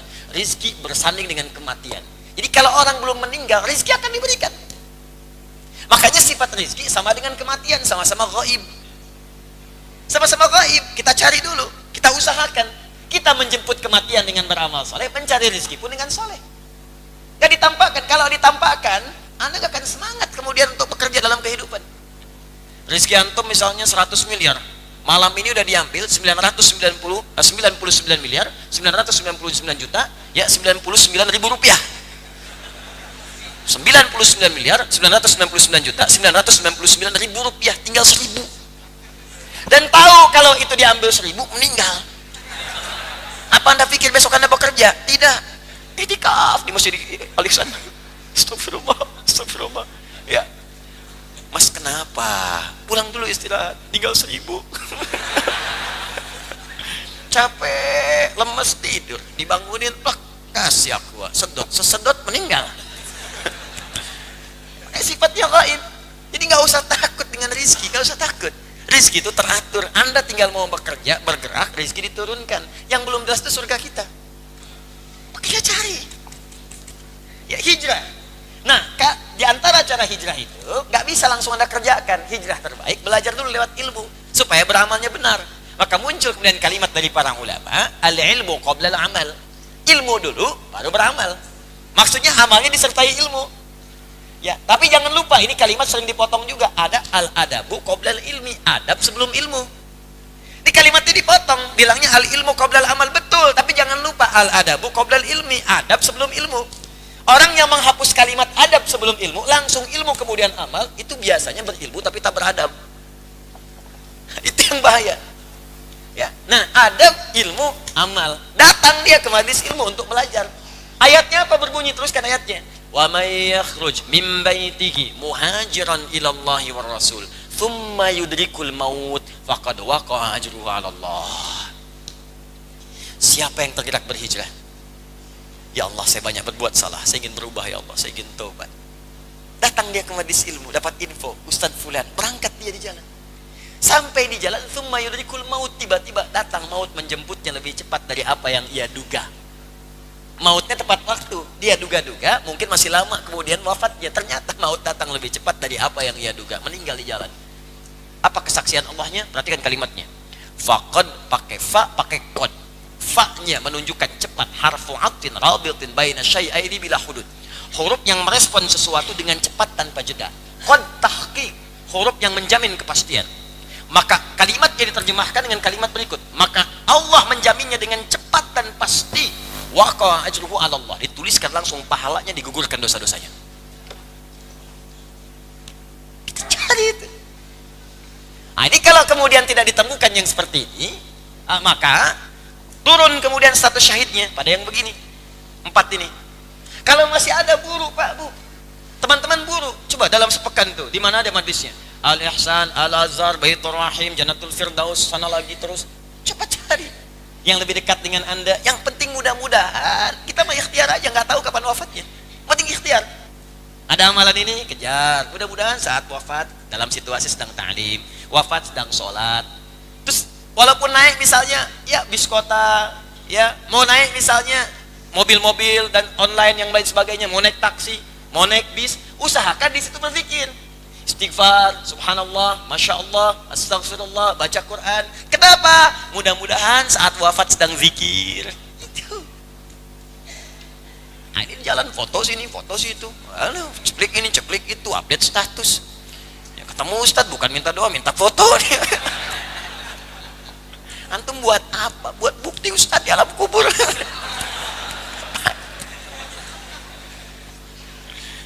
Allah. Man rabbuka, jamaah Ustaz Adi. Enggak ngaruh. Jelas ya? Tayyib. Jadi ini. Nah, kalau itu tidak ada, ta'lim misalnya belum dapat peluang karena terisolasi di sebuah tempat misalnya. Ta'lim enggak berjalan karena ada wabah. Ya, enggak bisa. Kalau wabah itu kata Nabi, yang dari luar daerah itu jangan datang, yang situ jangan keluar. Itu rumus. Ya, itu rumus setiap penyakit menular. Makanya kalau ada penyakit yang menular, ya flu, yang flu berat itu yang mungkin menular, jangan dipaksain ke masjid. Di rumah itu lebih utama. Idza maridal 'abdu aw safar kutiba lahu mithla ma kana 'alaihi muqiman sahihan. Hadisnya sahih. Jika seorang hamba sedang sakit atau bahkan sedang safar dan tidak bisa menunaikan amalan rutin yang selalu ia kerjakan, maka ketika ia mengerjakannya tanpa amalan rutinnya itu, pahalanya tetap diberikan sempurna. Kalau ada seorang hamba sakit, biasa ke masjid, kena flu-nya flu berat, yang kalau datang bisa menular, yang lain kena flu semua. Maksa lagi pengen di belakang imam, imamnya kena flu juga. Besoknya nggak ada yang imamin, celaka cepi. Ya. Makanya tinggal di rumah. Saat di rumah itu Anda sholat padahal biasa ke masjid, pahalanya diberikan sesuai dengan yang biasa ke masjid. Pahala yang sama dengan ke masjid. Nah, ini mungkin karena ilmu ini belum sampai, makanya dipaksakan ke masjid. Kalau sudah sampai ilmunya, di rumah aja nggak apa-apa. Ya, papa ke masjid, pak, pahalanya banyak. Mama, hadis Nabi. Ya udah jangan deket-deket mama sana-sana. Misalnya. Nah, jadi yang dari luar jangan masuk, yang di dalam jangan keluar, penyakit menular itu. Ini yang terkena wabah tiba-tiba meninggal kemudian. Mat'un. Maka statusnya apa tadi? Syahid. Tapi bukan syahid dunia, hanya akhirat saja. Itu pun statusnya di bawah yang tadi. Ya, yang ta'lim, yang syahid di medan perang itu masih di bawah. Jelas di sini? Mat'un. Yang wafat dalam keadaan terserang penyakit di perut. Sakit perut. Mah akut. Ya, termasuk perjuangan yang levelnya paling tinggi di sini seorang ibu yang tengah mengandung wafat. Ya, melahirkan wafat. Itu tinggi bu pahalanya. Ibu nggak usah takut bu kalau sedang lahiran, nggak usah takut. Ya, nggak ada kaitan dengan kematian. Kematian itu tidak identik dengan lahiran. Kematian tidak identik dengan jantungan. Banyak orang sakit jantung masih hidup. Ya, ada yang kutilan meninggal.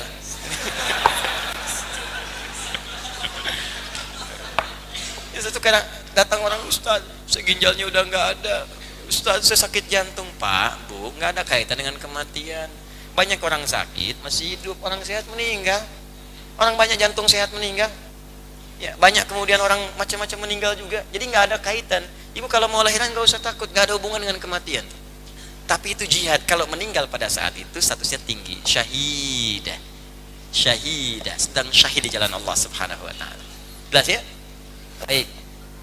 Penyakit misalnya datang bulan, ya. Ya, head, ya head. Udah head aja lah gitu, datang bulan, datang matahari dan sebagainya udah. Head itu kan khusus perempuan dan bukan aib menyebutkan head. Sakit perut dan meninggal dunia, masuk syahid. Syahidah. Ini belum ada ilmunya aja, kalau sudah tahu itu sudah. Ya. Jalani, bersabar, kerjakan amal soleh, zikir. Kalau sakit itu zikir. Zikir. Allah, astagfirullah, astagfirullah. Nah, ini kan zikir nggak keluar, kalimat-kalimat kasar. Aing nyeri. Itu kalau nggak pernah kemudian beramal soleh susah. Ya. Gharik, tenggelam. Ingat ya, dasarnya iman beramal saleh. Jadi masih dia beriman, artinya yang beriman. Kalau nggak beriman nggak masuk kategori ini. Walaupun tenggelam tidak. Ya, kalau tenggelam di mana? Belum tentu. Tenggelam tuh di air, bukan di laut. Di air, bisa yang di danau, bisa yang di laut, bisa tiba-tiba air laut naik, terkena, terbawa, terseret dan sebagainya. Ada sebagian hamba-hamba Allah yang memang tertuliskan demikian. Allah cintai, dia udah beramal. Ya, Masya Allah, saudara kita doakan yang di Aceh, yang terkena tsunami dulu, mudah-mudahan masuk kategori syahid dalam pandangan Allah Subhanahu wa taala ya. Kita melihat positifnya yang baik-baiknya, maksudnya berhusnudzan. Ya, jangan terfikir yang lain-lainnya. Kalau pelaku maksiat sedang maksiat kemudian terkena, ya sudah, itu ajal bagian darinya. Ya, itu bukan syahid lagi. Pelaku maksiat sedang maksiat kena banjir syahid, bukan itu mah. Ya, bukan, udah wafat aja itu. Selesai. Ya, tapi orang-orang yang sedang beriman, beramal saleh, mengerjakan sesuatu yang baik-baik, yang tidak sedang maksiat, ya maka masuk dalam kategori ini. Kemudian sahibul hadmi, yang tertimpa bangunan, runtuhan. Ya. Tapi dengan cara, awas hati-hati, yang tidak direncanakan. Memang tertimpa saja. Yang udah miring nih, yang lampu. Ya, sengaja di situ. Angin sedang kencang. Ngapain? Syahid.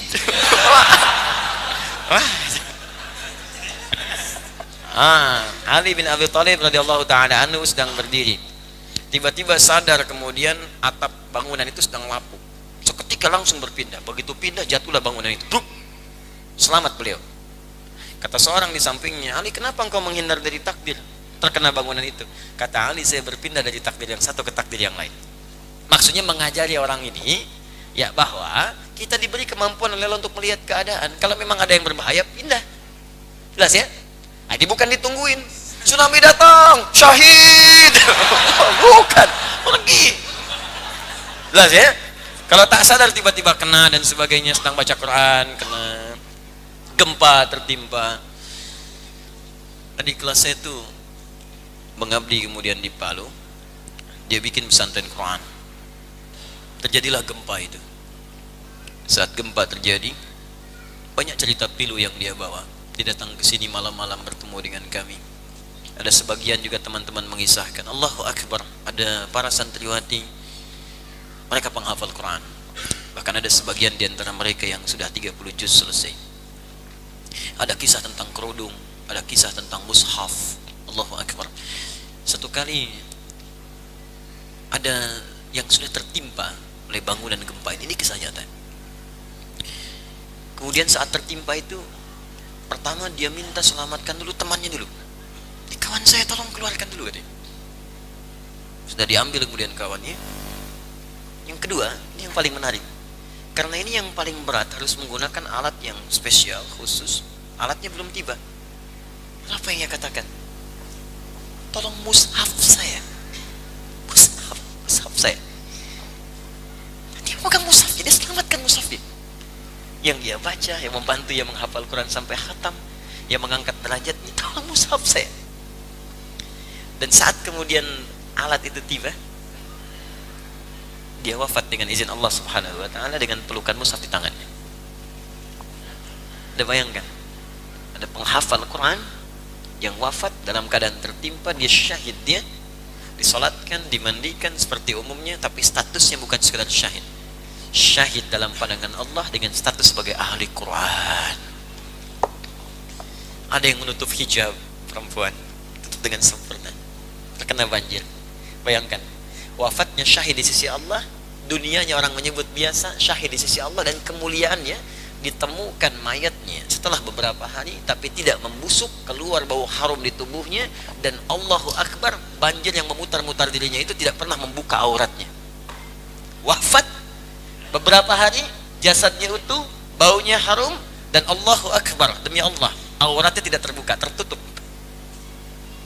Orang kena banjir itu kan macam-macam kena, tersingkap, kena macam ini, tertutup.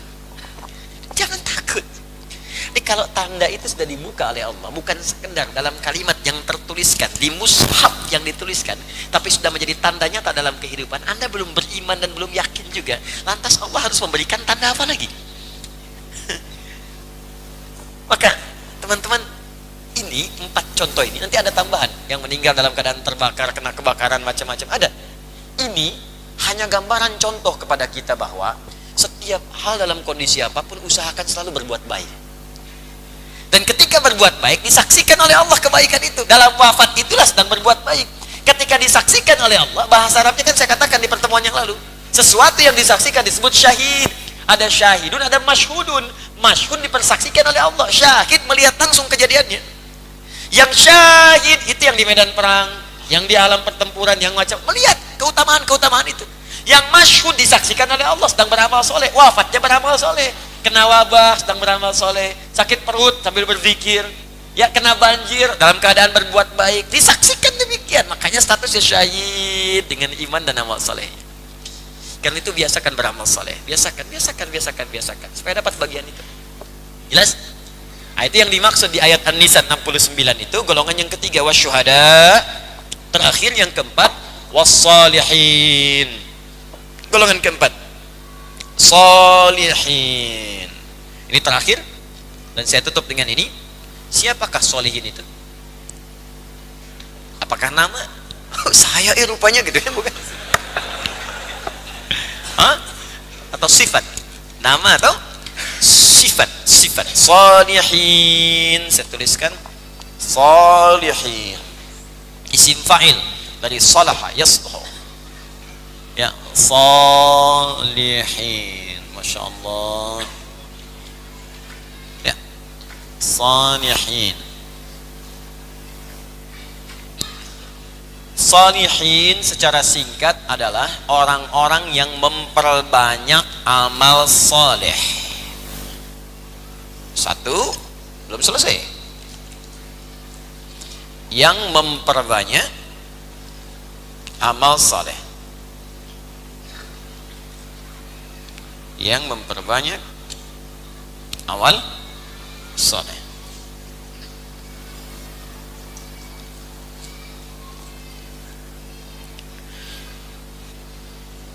Satu amal disebut saleh kalau amal itu dikerjakan dengan iman karena Allah. Ya. Di amal saleh. Apa itu amal saleh? Amal itu artinya perbuatan. Jamaknya disebut amal. Jelas? Kalau perbuatan ini, amal ini dikerjakan dengan dasar iman karena Allah. Dasar iman karena Allah, maka berubahlah pekerjaan ini, amal ini menjadi soleh. Jelas? Paham.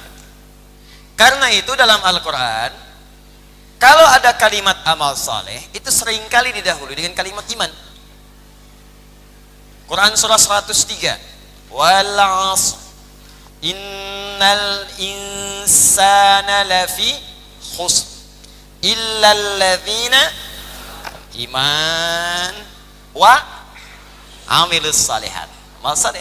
Kapan sebuah amal pekerjaan menjadi saleh? Kalau didasari dengan iman karena Allah Subhanahu wa ta'ala. Kalau pekerjaan itu, aktivitas itu tidak didasari dengan iman, maka kalimat salehnya hilang. Jadi amal saja. Jadi perbuatan, rutinitas, netral. Jelas? Di amal dibagi 3 bagian. Satu, nanti saya terangkan dengan detail. Ini pembuka dulu. Satu, amal yang didasari dengan iman karena Allah. Jadi singkatnya, pekerjaannya semua dikerjakan karena Allah. Ya semua, baik yang kecil atau yang besar. Maaf, makannya karena Allah, minumnya karena Allah, berpakaiannya karena Allah, bekerjanya karena Allah. Ya, salatnya karena Allah, hati-hati, zakatnya karena Allah, infaknya karena Allah, puasanya karena Allah, hajinya karena Allah. Semua lillah. Maka ketika pekerjaan dikerjakan karena Allah, iman. Dasar iman itu pertama karena Allah. Ya, jelas ya? Nah, ketika dikerjakan karena Allah, maka berubah amalnya menjadi apa? Saleh. Kalau pekerjaan itu dikerjakan bukan karena Allah, minum hanya untuk menghilangkan haus saja. Mau Allah ridha mau tidak, yang penting haus hilang. Makan untuk menghilangkan lapar saja. Bekerja hanya untuk dapat uang saja. Awas. Belajar hanya untuk dapat sertifikat saja, ijazah saja. Yang penting lulus. Ya. Iman karena Allahnya nggak ada. Dasar lillahnya nggak ada. Maka amalan itu netral. Pahala tidak didapatkan, hati-hati. Dosa pun tidak diraih. Di situ saja standar. Yang soleh tidak. Ketika jadi soleh, maka pahala didapatkan, naik, punya sifat pahalanya. Dunianya dapat. Fungsi minum menghilangkan haus. Ini ketika Anda minum, haus hilang. Kalau diniatkan karena Allah plus haus hilang, pahala dituliskan, soleh namanya. Enggak, Anda kerjakan karena Allah, yang penting minum, hausnya hilang, cuman pahala enggak ada. Paham bedanya? Yang ketiga, jika amal itu saat dikerjakan menyalahi ketentuan Allah. Menyalahi ketentuan Allah. Kalau yang pertama diniatkan karena Allah, yang kedua nggak ada niat karena Allah dan tidak menyalahi ketentuan Allah. Minum, makan, pahala nggak dapat, dosa nggak ada. Yang ketiga dikerjakan pekerjaan itu dan menyalahi ketentuan Allah. Kata Allah jangan makan yang haram, dimakan yang haram. Makanan itu menghilangkan lapar, tapi cara makannya menyalahi ketentuan Allah. Hasil korupsi, ya kan? Hasil menipu, nyogok, makan riba, macam-macam. Menyalahi ketentuan Allah. Maka yang ketiga ini amalnya disebut amal salah. Ya, ada soleh, ada salah. Bahasa Qurannya sayyi, jamaknya sayyiat. Sayyiat, ya, awas. Motivasinya disebut su. Kalau masih terasa ada rambatan di jiwa disebut fujur. Pulang dari sini sepatu bagus tuh. Sepatu bagus. Duduk dekat sepatu. Itu rambatan. Lihat ke mata, perhatikan baik-baik. Awas. Ya? Sepatu. Keluar tuh, itu fujur. Begitu kemudian akan terjadi di eksekusi, berubah jadi su. Ya, awas. Wa nafsi wa ma sawaha fa alhamaha fujur. Nah, itu rambatan keburukan. Kemudian tiba-tiba mata langsung fokus, ingin dieksekusi. Nah, itu jadi su. Dari nafsu turun kemudian naik ke mata, naik ke tangan, naik ke macam-macam. Ingin dieksekusi, jadi su. Nah, nama lain fujur nafsu, Quran surah ke-12 ayat 53. Ya. Wa ma ubarri'u nafsi innan nafsa la'ammaratun bis-su.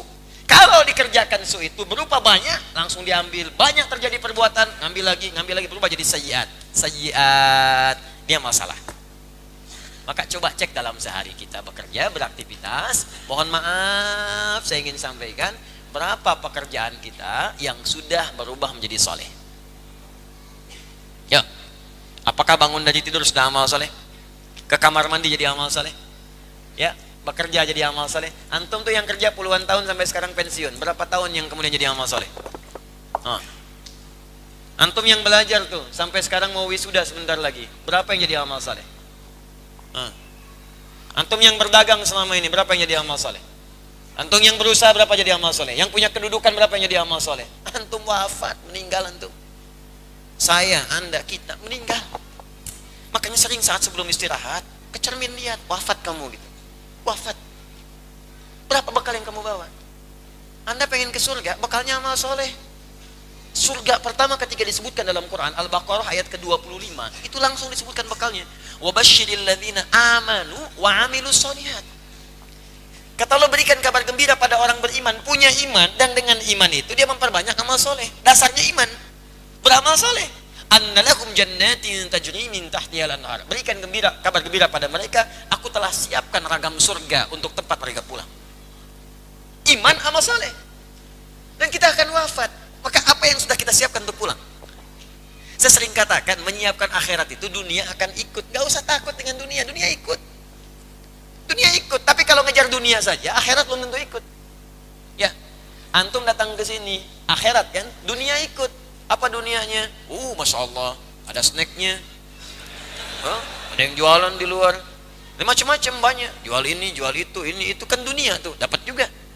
Ya Masya Allah. Tapi kalau antum niatkan beli aja keluar, beli makanan ke toko beli ini, belum tentu ada pengajian di situ. Masuk ke restoran Padang, tiba-tiba ada pengajian, nggak ada. Ya, restorannya restoran, makan ya makan.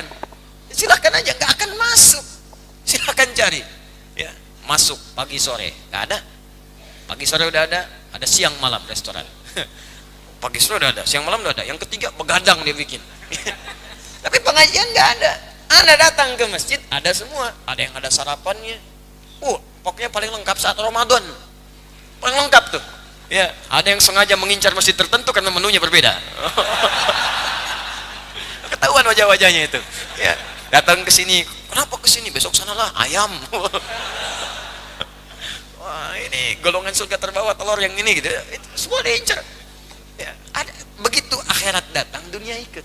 Enggak usah takut. Nah, sekarang kalau Anda berkata, Ustaz saya pengen soleh, kumpulkan. Ini bukan cuma satu amal selesai. Makanya kalimatnya tadi memperbanyak.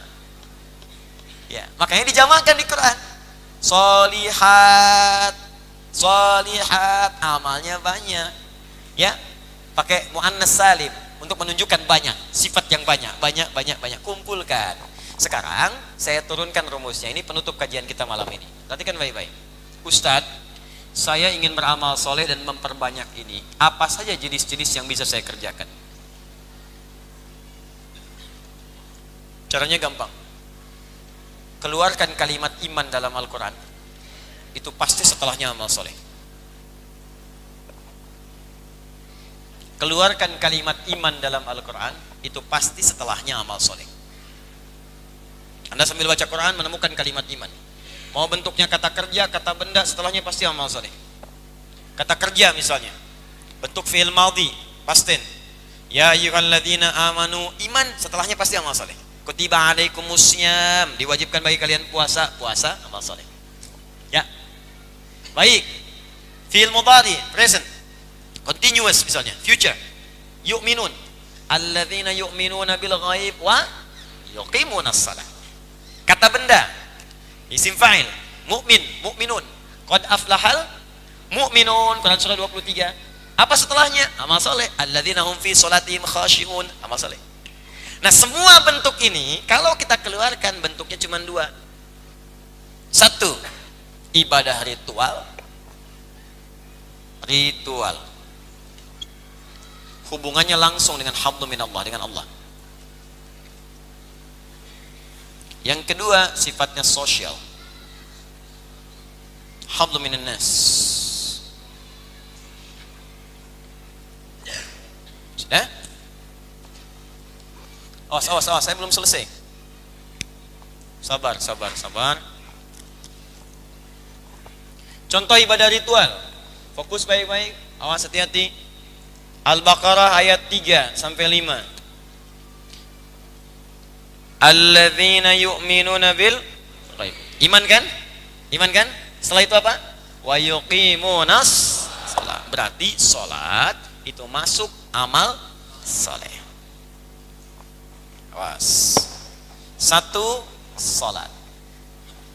Karena kalimatnya memperbanyak, berarti jangan cukupkan pada salat-salat yang wajib saja. Lihat. Kan kalimatnya memperbanyak kan? Makanya kalimatnya ditulis di situ, cek musab. Kalimatnya pasti begini tulisannya nih. Alif, lam, shad, lam, waw, kemudian ta marbutah. Di sini ada alif tegak. Ya. Karena ada yang begini, alif, lam, shad, lam, alif, ta. Alif, lam, shad, lam, waw, alif, ta maftuhah. Ada 3 jenis. Plus, yang begini menunjuk pada bentuk jama tapi terbatas. Yang dimaksud salat fardu. Fardu kan jama, lebih daripada 1 kan? Salat fardu ada berapa? 5 waktu, 5 jama kan? Cuman terbatas, jangan lebih, jangan kurang. Jelas ya? Kalau Anda kurang cuman 4 waktu, berarti tidak sempurna salatnya. Kalau kelebihan 6, terlampau soleh. Cuman 5. Karena itu ketika diminta menjaga sholat 5 waktu, kalimatnya menggunakan ini. Buka Al-Baqarah ayat 238, paling kanan di pojok. Hafizu 'alas shalawati was salatil wusta wa qumu lillahi qanitin. Hafizu 'alas shalawat. Tulisannya begini. Kalau yang ini cuman 1 tunggal. Yang ini jamak ghair mahdud, jamak tanpa batas. Kalau tanpa batas berarti melebihi batasan. Kalau melebihi batasan berarti yang lebihnya disebut dengan sunnah nafilah, nama salatnya, hukumnya sunnah. Jelas? Maka ketika Anda menginginkan golongan solihin, perbanyak salatnya. Yang diperbanyak itu bukan menambah rakaat salat fardu. Solihin bersama Nabi, bersama orang jujur, bersama orang-orang syuhada. Ya Allah, pengen ya Allah besok subuh 4 rakaat. Tetap 2 subuhnya, cuman sebelum subuh salat rawatibnya 2. Sebelum rawatib bangun malam tahajud. Ya, habis subuh kejar syuruknya awal duha. Tak mampu mengejar syuruk, kejar duhanya pertengahan. Enggak sempat pertengahan duha, kejar akhir duhanya. Enggak kejar salat sebelum duhurnya 4 rakaat. Enggak bisa 4, kejar 2 rakaatnya. Setelah zuhur kejar sunnahnya 2 rakaat. Kalau mau 4 rakaat, 2 di masjid, 2 di tempat Anda tinggal. Pulang ke rumah 2 rakaat lagi, atau di kantor 2 rakaat lagi. Pengen nambah lagi asar, sebelum asar 4 rakaat yang mutlak. Ya, nanti maghrib, ba'diyah maghrib 2 rakaat lagi, ba'diyah isya 2 rakaat lagi. Di antara 2 azan 2 rakaat lagi. Kerjakan, perbanyak, yang penting banyakin aja. Setiap ada peluang kerjakan. Masuk masjid, sholat dulu 2 rakaat tahiyatul masjid. Ba'da wudhu silahkan sholat, kemudian sholat wudhu boleh. Di sepanjang ada peluangnya kerjakan. Niatnya apa? Ya Allah pengen jadi soleh. Di ketika Anda konsisten mengerjakan itu dicatat kemudian oleh Allah, lihat malaikat, tercatat sedang memperbanyak pahala, pengen jadi golongan solehin. Begitu wafat dalam keadaan demikian, masuk golongan yang ini, dikumpulkan dengan semua nabi. Kita berikhtiar aja. Dari sekarang coba usahakan. Kalau yang kemarin kan sudah nggak bisa diulang. Ya, nggak bisa diulang. Makanya kalau akhirat bertemu dengan dunia, akhirat awalkan, dunia simpan, karena dunia itu bisa diulang. Ya, Anda nonton bola di sini kan malam gitu kan, malam pengen nonton, kan besoknya bisa diulang. Lihat lagi, oh kelihatan. Skor 2-0. 1 si Fulan, 2 si Fulan, ketahuan. Liverpool menang, bedanya 14 jaraknya dengan Leicester City. Yang kedua 8 beda jaraknya. Manchester City sudah 14 walaupun nomor urutan ketiga. Hafal saya. Ya, nonton? Enggak. Nggak nonton, cuman saya seneng baca. Saya baca Ronaldo ngegolin kemarin champion, saya tahu, menang 2-0. Ya, Ajax Amsterdam kalah, saya tahu, padahal tadinya dia di puncak, kalah kemudian. Ya, yang masuk siapa? Valencia saya tahu, Bayer Leverkusen masuk saya tahu. Sekarang champion rata 5 benua, saya tahu. Mau tanya apa Anda, saya jawab. Saya jawab. Gitu. Cuma nonton nggak? Enggak. Ngapain buang-buang waktu? Besoknya baru dilihat. Ya, timnas kalah 3-0 aja saya tahu. Evan di Masjid menit keberapa saya tahu. Ya, nendang dari belakangnya saya tahu. Ya, tahu saya. Nonton nggak? Enggak. Lihat deh 3-0. Itu apa besok bisa dilihat lagi? Cuman tahajud kan nggak bisa diulang. Tahajud yang besok nggak sama dengan yang kemarin. Yang kemarin tuh udah lepas lewat. Ya, udah selesai. Sama nih kotak infak lewat. Yang besok beda lagi. Makanya orang kan katakan, Bapak ada kotak infak, edarkan. Sebenarnya salah kalimatnya, isi dan edarkan. Kalau mungkin nggak ada ya ucapan terima kasih. Udah lewat, selesai. Ada kesempatan puasa. Senin Kamis makanya dibuka dengan kalimat iman. Ya ayyuhalladzina amanu kutiba alaikumus syiyam. Jadi begitu ada ya ayyuhalladzina amanu Senin asyam. Siap. Bukan siap. Asyam. Siap puasa. Kamis ada kesempatan puasa. Ayyamul bid kesempatan puasa. Kejar. Wafat dalam keadaan itu dicatat solihin. Masya Allah. Dicatat langsung tulisannya solihin. Wah, di alam kubur, hei solihin. Saya mah bukan solihin. Amalan Anda mengantarkan Anda pada salih. Jelas? Ayo. 2 amalan sosial. Awas. Ini puncaknya ini. Amalan sosial itu mengatur hubungan kita dengan makhluk. Dan ini kadang-kadang akan menentukan benarnya amalan ritual. Jadi orang yang ritualnya bagus tapi hubungan sosialnya nggak bagus, ini menunjukkan ada yang salah dalam ibadah ritual ini. Ada yang nggak benar, ada yang nggak sempurna. Contoh amalan sosial dibuka dengan kalimat iman di Quran surah ke-49 ayat 11 sampai 12. Ya ayyuhalladzina amanu la yasra qaumin qaum. Hai orang-orang yang masih merasa beriman, iman dulu kepada Allah, kumpulkan amal soleh. Apa diantaranya? Kata Allah, jangan saling mencela, jangan banyak berselisih. Coba cek sekarang tiap hari di media sosial berselisih, di grup berselisih. Yang paling aneh tuh gini, yang punya masalah orang lain yang berselisih ini ngapain gitu, kan aneh. Terus yang sana sudah damai, di sini malah ribut. Ya, Instagram ribut. Ada istilah, bahkan ada yang disponsori khusus bagian divisi keributan. Ada yang khusus untuk mencela, untuk yang macam-macam. Amal salah yang dipersiapkan dosanya 2 kali lipat dari yang tidak sadar dikerjakan. Sengaja untuk fitnah orang, sengaja untuk mencela orang, sengaja untuk berbuat jelek, itu dosanya 2 kali lipat. Ya, amal salah yang diniatkan itu pahalanya banyak. Amal salah yang diniatkan, bahkan kalau salah itu luar biasa, tingkat paling tinggi, itu sudah neraka jahanam gak akan keluar. Contoh, sengaja merencanakan pembunuhan, bahkan pada orang beriman, wafat meninggal, itu langsung kalau nggak tobat dia, apalagi sekarang banyak tuh meledakkan diri misalnya, korbannya orang beriman, dan bukan dalam konteks yang dibenarkan dalam jihad. Itu sudah nggak ada kesempatan taubat, meninggal pada saat itu juga, udah selesai. Quran surah 4 An-Nisa ayat 92 sampai 93. Wa may yaqtul mu'minan muta'ammida fajaza'uhu jahannam. Siapa yang sengaja merencanakan pembunuhan pada satu orang beriman, Allah nggak nyebutkan mau imannya kuat, imannya lemah, yang penting ada iman dia. Sengaja dibunuh, dieksekusi. Fajaza'uhu jahannam. Balasannya neraka jahanam. Khalidan fiha, kekal di dalamnya, nggak akan keluar. Wa ghadiballahu alaihi, dimarahi oleh Allah, marah Allah kepadanya. Wa la'anahu, dilaknat oleh Allah. Wa 'adda lahu 'adzaban 'azima, dan dijanjikan siksa yang berlipat. Saya mau tanya pada Anda, orang beriman mana yang sudah pesan kafling di neraka jahanam? Jangan macam-macam. Ini sekarang nih pembunuhan seperti jadi berita harian. Tembak ini, bom ini, bunuh ini, gorok ini, tenggelamkan ini, tusuk ini. Allahu Akbar, bertobat.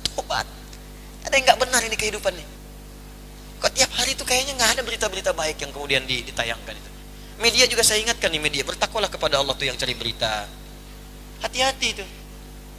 Apa keuntungan Anda begitu mencari berita yang buruk, Anda wafat, baru terima gaji meninggal? Apa keuntungan Anda wafat Anda?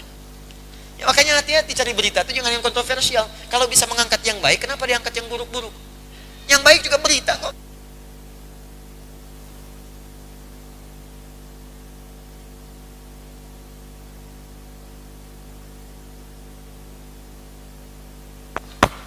Tuh, nyala lagi, berita lagi gitu kan. Ya, kenapa kalau bisa bikin yang baik-baik, udah yang jelek itu tinggalkan. Itu hati-hati itu. Ya. Ya ayyuhalladzina amanu la yaghtab ba'dukum ba'dha. Hai orang-orang beriman, jangan saling menggosipkan. Jangan gosip. Nah, ini tiap hari penuh dengan gosip. Media sosial, gosip, grup, gosip, bicarakan orang. Saya enggak, Ustaz. Bagus. Enggak seperti ibu itu tuh. Kalau sama. Hah? Ya ayyuhalladzina amanu aufu bil uqud. Hai orang-orang beriman, tepati janji. Berapa banyak yang tidak menepati janji? Hati-hati. Nah, itu amalan sosial. Nah, yang terakhir sebagai penutup, hati-hati, amalan ini pun saat dikerjakan belum tentu dinilai oleh Allah saleh. Kalau tidak diikuti dengan dasar iman. Ini yang belum saya jelaskan. Salat dia kerjakan, tahajud dia buruk, rawatib dia kerjakan, sampai-sampai syuruk pun dia rencanakan dan dia kerjakan itu. Tapi ternyata tidak mendapatkan penilaian di sisi Allah karena salatnya tidak dikerjakan dengan dasar iman. Awas, hati-hati. Apa yang dimaksud mengerjakan amal ritual dengan dasar iman? Semua amalnya hanya ditujukan untuk Allah saja. Ingin dilihat Allah, bukan ingin dilihat oleh makhluk. Jadi kalau Anda sholat hanya sekedar ingin disaksikan orang, ke masjid supaya teman saya tahu saya ke masjid. Ke masjid supaya diketahui saya pun tidak absen di masjid. Ta'lim supaya orang tahu saya pun ikut ta'lim. Bahkan gak tanggung-tanggung bikin status, ceklik, foto, kirimin, sedang mengaji. Maka yang seperti itu disebut riya namanya. Ingin dilihat orang, riya sifatnya. Kata kerjanya disebut yura. Kalau banyak kan disebut yuraun. Fawailul lil musallin alladzina hum an salatihim sahun alladzina hum yuraun. Ingin dilihat disaksikan orang lain disebut riya. Ingin disaksikan Allah disebut ihsan namanya. An ta'budallaha ka'annaka tarah fa illam takun tarahu fa innahu yarak. Orang ini beribadah ingin dilihat Allah saja, walaupun tak mampu melihat Allah, dia merasakan sedang dilihat Allah. Ingin dilihat Allah disebut ihsan, ini yang disebut salih. Ingin dilihat manusia disebut riya, yuraun, maka celaka, capek sholat tapi nggak punya nilai di sisi Allah Subhanahu wa taala. Sekarang coba tunjukkan kepada saya berapa banyak amal soleh Anda yang sudah punya nilai soleh di sisi Allah. Jangan-jangan taklim belum lurus niatnya. Makanya sulit mengamalkannya. Jangan-jangan kemudian sholat belum bisa bangun dengan cepat karena kurang sempurna niatnya. Maka perbaiki. Nah, sedangkan amalan sosial, saya akhiri, setiap Anda akan kerjakan, betul niatkan karena Allah, cuman iringi dengan petunjuknya. Apa itu petunjuknya? Doa. Ini singkatnya. Karena itu semua amalan kita itu pasti bersanding dengan doa, walaupun amalan itu bukan amalan ritual. Silahkan tunjukkan pada saya di mana aktivitas dalam Islam yang gak ada doanya. Semua ada doanya. Bangun tidur ada doanya, makan ada doanya, minum, berpakaian, berjalan, melihat ular ada doanya. Ada. Kampung diserang orang ular kobra banyak, ada doanya. Ada. A'udzubillahi min kalimati tammati min syarri ma khalaq. Saya berlindung kepada Allah dengan semua kesempurnaan kalimatnya dari kejahatan makhluk-makhluknya, termasuk binatang di situ. Ya, kata Nabi, ingatkan dia sampai 3 kali. Usir, jauhkan, jangan dibunuh dulu. Usir. Kalau tetap gayal ada di situ, bunuh kata Nabi. Ya, fa huwa kafirun, maka dia terhalang dari nilai-nilai kebaikan. Maksudnya apa? Mungkin membahayakan. Ya, kalau kita bisa usir dia, jauhkan. Atau panggil pawang, tangkap dia, jauhkan dari kita. Usir. Tapi kalau tetap bertahan di situ, kata Nabi, bunuh dia. Khawatir membahayakan dalam kehidupan kita. Bisa jadi memang hewan yang berbahaya, bisa jadi jin yang dalam bentuk hewan. Jelas sampai situ? Baik, ada doanya. Ke masjid ada doanya. Masuk ada doa. Keluar ada doa. Ada. Urusan toilet aja ada doanya. Ya, masuk dengan keluar beda. Nah, doa itu yang menjadikan perbuatan soleh. Kalau tak hafal doa, gampang supaya jadi soleh, kata Nabi. Kalau nggak hafal doa, ucapkan Bismillahirrahmanirrahim. Kepanjangan Ustaz, Bismillah. Panjang juga Ustaz, keterlaluan. Kullu amrin dzibalin la yubda'u fi bismillahirrahmanirrahim fa huwa abtar. Setiap perbuatan baik yang tidak diawali dengan bismillahirrahmanirrahim maka terputus nilai pahalanya. Tidak jadi solehnya. Minum fungsinya menghilangkan haus. Saya mau minum, ucapkan bismillah. Maka seketika hausnya hilang dan dituliskan pahalanya 10 poin. Belum jelas Ustaz. Nih saya tunjukin contoh nih. Bismillahirrahmanirrahim. Alhamdulillah. Jelas? Masih belum juga. Astagfirullah. Bismillahirrahmanirrahim. Alhamdulillah. Jelas? Nah, belum. Bismillahirrahmanirrahim. Alhamdulillah. Jelas? Nih minum sendiri nih kalau belum. Itu. Jadi jangan dianggap ringan. Ambil tisu, bismillah. Terima telepon, bismillah. Assalamualaikum. Ya. Mau ngerjakan 3 SMS, bismillah. Kalau bismillah itu nggak harus dituliskan. Cukup aja dibacakan bismillah, ketik ya. SMS itu assalamualaikum, assalamualaikum akhi, assalamualaikum ukhti. Ini bismillah salamnya hilang. Ya. Bismillah, apa kabar? Jawabannya saya tahu. Assalamualaikum, bismillah itu diucapkan aja, diucapkan atau silent, ucapkan. Ya, dituliskan nggak salah silahkan, tapi salamnya jangan hilang. Kadang-kadang bismillah salamnya nggak ada. Untuk sapaan itu salam bukan bismillah. Bismillah itu memulainya. Jelas ya? Bisa diucapkan, bisa disilentkan dalam hati kita. Maka itulah kalimat itu yang menjadikan pekerjaan itu jadi ibadah, amal soleh. Ayo kita perbaiki, mudah-mudahan semuanya termasuk dalam golongan solehin insyaallah. Ya. Mustahil seperti Nabi. Tapi kita bisa meniru siddiqin. Nggak bisa siddiqin, cari amalan-amalan syahid. Tidak bisa mencari itu, maka minimal jadi orang soleh. Kalau tak mampu berlomba dengan orang-orang baik memperbanyak amal soleh, maka berlombalah dengan para pendosa untuk beristighfar dan bertobat kepada Allah Subhanahu wa ta'ala. Maka dengan itu mudah-mudahan kita wafat dalam keadaan husnul khatimah. Insyaallah pekan depan kita masih ada sesi kajian.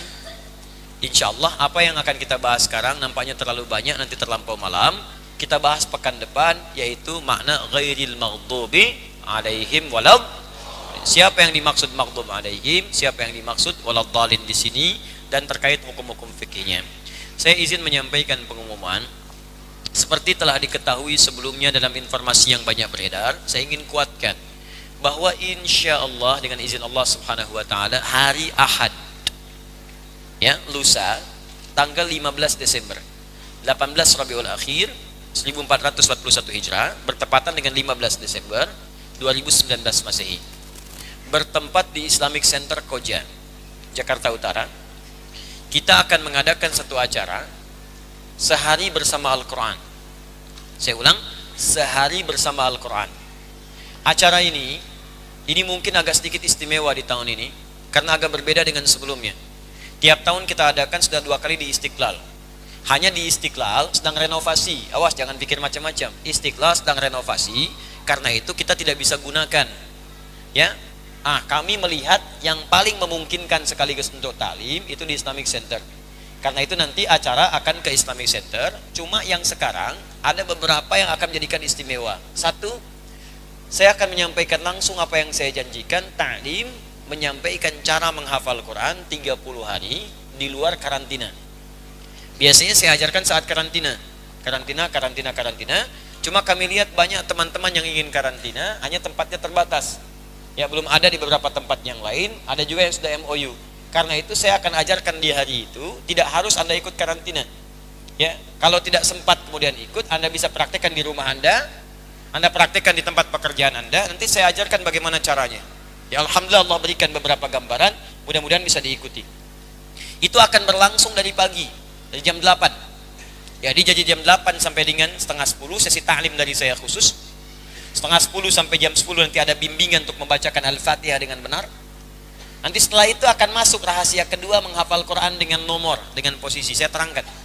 Anda bawa tuh yang punya paket MZN, ya, murajaah bawa, nanti saya tunjukkan di situ. Yang belum ada saya tunjukkan di layar nanti. Ya, saya pakai PowerPoint, saya ajarkan pakai PowerPoint nanti supaya mudah kelihatan. Kemudian di situ ada wisuda. Bagi yang karantina kemarin akan diwisuda insyaallah. Di situ Anda akan lihat anak-anak kecil yang 7 tahun, 9 tahun, 12 tahun, 15 tahun juga yang dewasa 40 tahun, 35 tahun, juga yang sepuh ya 64 tahun, 40 tahun, insya Allah ahli Quran. Dan insya Allah kami siapkan mahkota dunia, dan tentunya tidak akan sebanding dengan mahkota akhirat. Di situ akan diberikan mahkota. Insya Allah yang memberikan ada tokoh-tokoh, ya, ada dubes-dubes ahli Quran, tokoh-tokoh dunia, ada ulama datang, ada gubernur, ada macam-macam. Dan saya juga insya Allah akan coba memberikan mahkota kedua akan diberikan oleh peserta. Satu bisa kepada orang tua. Jadi kalau anak nanti orang tuanya dipanggil, dipakaikan oleh anaknya langsung. Ada istri mungkin memakaikan kepada suaminya. Ada nenek mungkin nanti akan memakaikan kepada yang lainnya. Nah, insya Allah itu akan berlangsung. Mungkin akan jadi inspirasi untuk anak anda, cucu anda dan sebagainya. Ini hanya terjadi di tahun ini. Tahun depan belum tentu kami akan membuat yang seperti itu. Ya, kemudian teman-teman sekalian, yang paling menarik kita pun akan launching. Dan sekaligus saya ingin melaporkan nanti perkembangan Islamic Center dan pesantren yang sedang kita rencanakan. Desainnya seperti apa, nanti saya buka sekaligus launching. Ini desainnya seperti ini, tempatnya begini, pesantrennya begini, ini ada stasiun TV-nya, macam-macamnya segalanya saya bukakan nanti.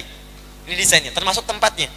Dan update-nya, sekarang akuisisinya sudah berapa banyak luasannya, apa yang kami kerjakan, teman-teman yang donasi sudah sampai berapa, saya laporkan semua supaya diketahui. Karena apa yang kami kerjakan, insya Allah kita niatkan wakaf karena Allah Subhanahu Wa Taala. Ya, saya nggak ngumpulkan aset nih sama teman-teman. Ini kamera kita beli lagi nih. Yang baru-baru ini wakaf ini, gedung wakaf tuh. Jadi nanti kalau saya meninggal, dia diganti nanti teman-teman lain yang lanjutkan.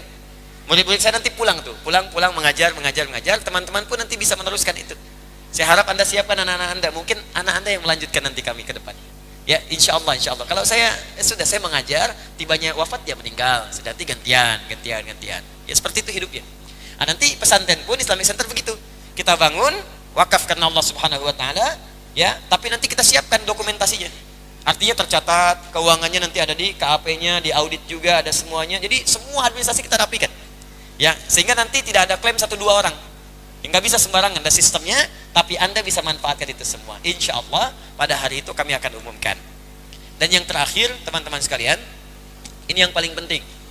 Ya, insya Allah ini sedang proses, mungkin besok ya. Kami mencetak musaf juga. Biasa kita bagikan itu, nanti ada beberapa yang kita akan bagikan pada hari itu juga. Ya, ada Musab Al-Akhyar untuk membantu yang belum bisa baca Quran dan sebagainya. Mungkin terbatas ini. Jadi apa yang rezeki yang ada kita cetak. Ya, setelah ini selesai, saya mau cetak buku tulis yang teman-teman supaya bisa menulis. Jadi kalau sudah ada, nanti kita bagikan supaya saat belajar bisa menulis ya, bisa ada catatan-catatan insyaallah. Didoakan saja. Jadi setiap teman-teman nanti ada waktu saya bagikan dan rezeki saya cetak dan sebagainya. Semoga Allah ridha dengan apa yang kita kerjakan insyaallah. Ya. Yang terakhir, saya minta maaf kepada seluruhnya dan juga teman-teman dimanapun Anda berada. Tentunya saya manusia biasa dan ada banyak kesalahan yang saya perbuat, dan saya mohon maaf sebesar-besarnya jika memang ada yang kurang berkenan. Saya dengan segala kerendahan hati mohon maaf. Jikapun itu ada dari keluarga saya minta maaf sebesar-besarnya. Semoga dengan kelapangan Anda memaafkan, Anda mendapatkan pahala melimpah dari Allah Subhanahu Wa Taala. Demikian juga jika Anda ada hal-hal terkait salah yang langsung secara personal, insya Allah saya pun memaafkan, kecuali hak-hak terkait dengan keduniaan dan sebagainya. Itu hubungannya nanti hubungan-hubungan yang lain, ada hukum-hukum lain ya, yang harus Anda jelaskan. Ya, misalnya kalau perbuatannya insya Allah saya maafkan. Kalau yang lain-lainnya hubungan dengan Allah, Anda taubat dengan Allah. Ya, kalau yang lain-lain ada menyangkut barang, menyangkut macam-macam, itu hukum-hukumnya diikat dengan fikih yang lain. Tapi perilakunya insya Allah saya maafkan. Mudah-mudahan dengan itu Allah ridha dan mudah-mudahan kita diampuni oleh Allah Subhanahu Wa Taala. Ya, yang terakhir, tolong jawab setiap kondisi yang memperburuk citra Islam sekarang, jawab dengan amal soleh. Ya, tolong jangan sampai kita terprovokasi dengan benturan-benturan. Ini saya mengamati ini kayaknya ada kondisi-kondisi seakan-akan kita ini harus berbenturan satu dengan yang lainnya. Tolong tinggalkan, jauhi. Kita jawab dengan amal soleh saja. Jadi kalau ada orang bikin isu yang tak jelas, tinggalkan. Kalau ada orang komentar tentang belum paham tentang Islam, komentar tentang apapun yang buruk, jawab, jelaskan itu dan cukup jauhi perdebatan dan sebagainya. Supaya niat beberapa orang ingin mengadu umat Islam satu dengan lainnya atau ormas atau apapun, kita bisa cegah itu. Kita ingin negara kita kuat, kita ingin tidak ada kerusuhan, kita ingin ada kekuatan-kekuatan, dan yang paling penting beramal soleh, niat ikhlas karena Allah Subhanahu Wa Taala. Jelas insyaallah? Baik, saya kira itu yang saya sampaikan. Terima kasih atas perhatiannya. Kita harapkan semoga Allah meridhai apa yang kita lakukan insyaallah. Allahumma taqabbal minna innaka antas samiul alim wa tub alaina innaka antat tawwabur rahim. اللهم ربنا آتنا في الدنيا حسنة وفي الآخرة حسنة وقنا عذاب النار. اللهم علمنا ما ينفعنا، علمنا ما جهلنا، فهمنا بما تعلمنا، وفقنا لنعمل ما تعلمنا به. اللهم اجعلنا من أهل القرآن، واجعل القرآن صحيبا لنا في الدنيا وشفيعا لنا في الآخرة يا رب العالمين. اللهم أصلح أحوالنا ما يقربنا إلى رضاك. إذا كان هنالك من بقية أيامنا فاجعل بقية أيامنا يا الله حياة طيبة وآخر حياتنا حسن الخاتمة. Ya Allah, kami mohon kepadamu, anugerahkan kami pengetahuan yang bermanfaat, ajarkan kepada kami pengetahuan yang mengentaskan kebodohan kami, berikan kami bimbingan untuk memahami apa yang kami pelajari, berikan kami taufik untuk mengamalkan apa yang telah kami pahami. Allahumma ya Allah, jadikan ilmu yang telah kami pelajari merubah hidup kami lebih baik dalam pandangan-Mu. Jika ada hari esok terbentang, ya Allah, jadikan sisa hidup kami lebih baik daripada sebelumnya. Bila pun kami harus menghadap-Mu, ya Allah, jadikan wafat kami sebagai husnul khatimah. Ya Allah, jadikan kami sebagai bagian dari ahli Quran. Jadikan Quran teman kami di dunia, syafaat bagi kami di akhirat dengan izin-Mu ya Rabbal Alamin. Pertemukan kami dengan Rasulullah sallallahu alaihi wasallam di surga terindah-Mu, surga Firdaus yang Kau ridai. Allahumma bifadlika subhana rabbika rabbil izzati amma yasifun wa salamun alal mursalin. Subhanakallahumma wa bihamdika asyhadu an la ilaha illa anta astaghfiruka wa natubu ilaik. Wa akhiru da'wana alhamdulillahi rabbil alamin. Assalamualaikum warahmatullahi wabarakatuh.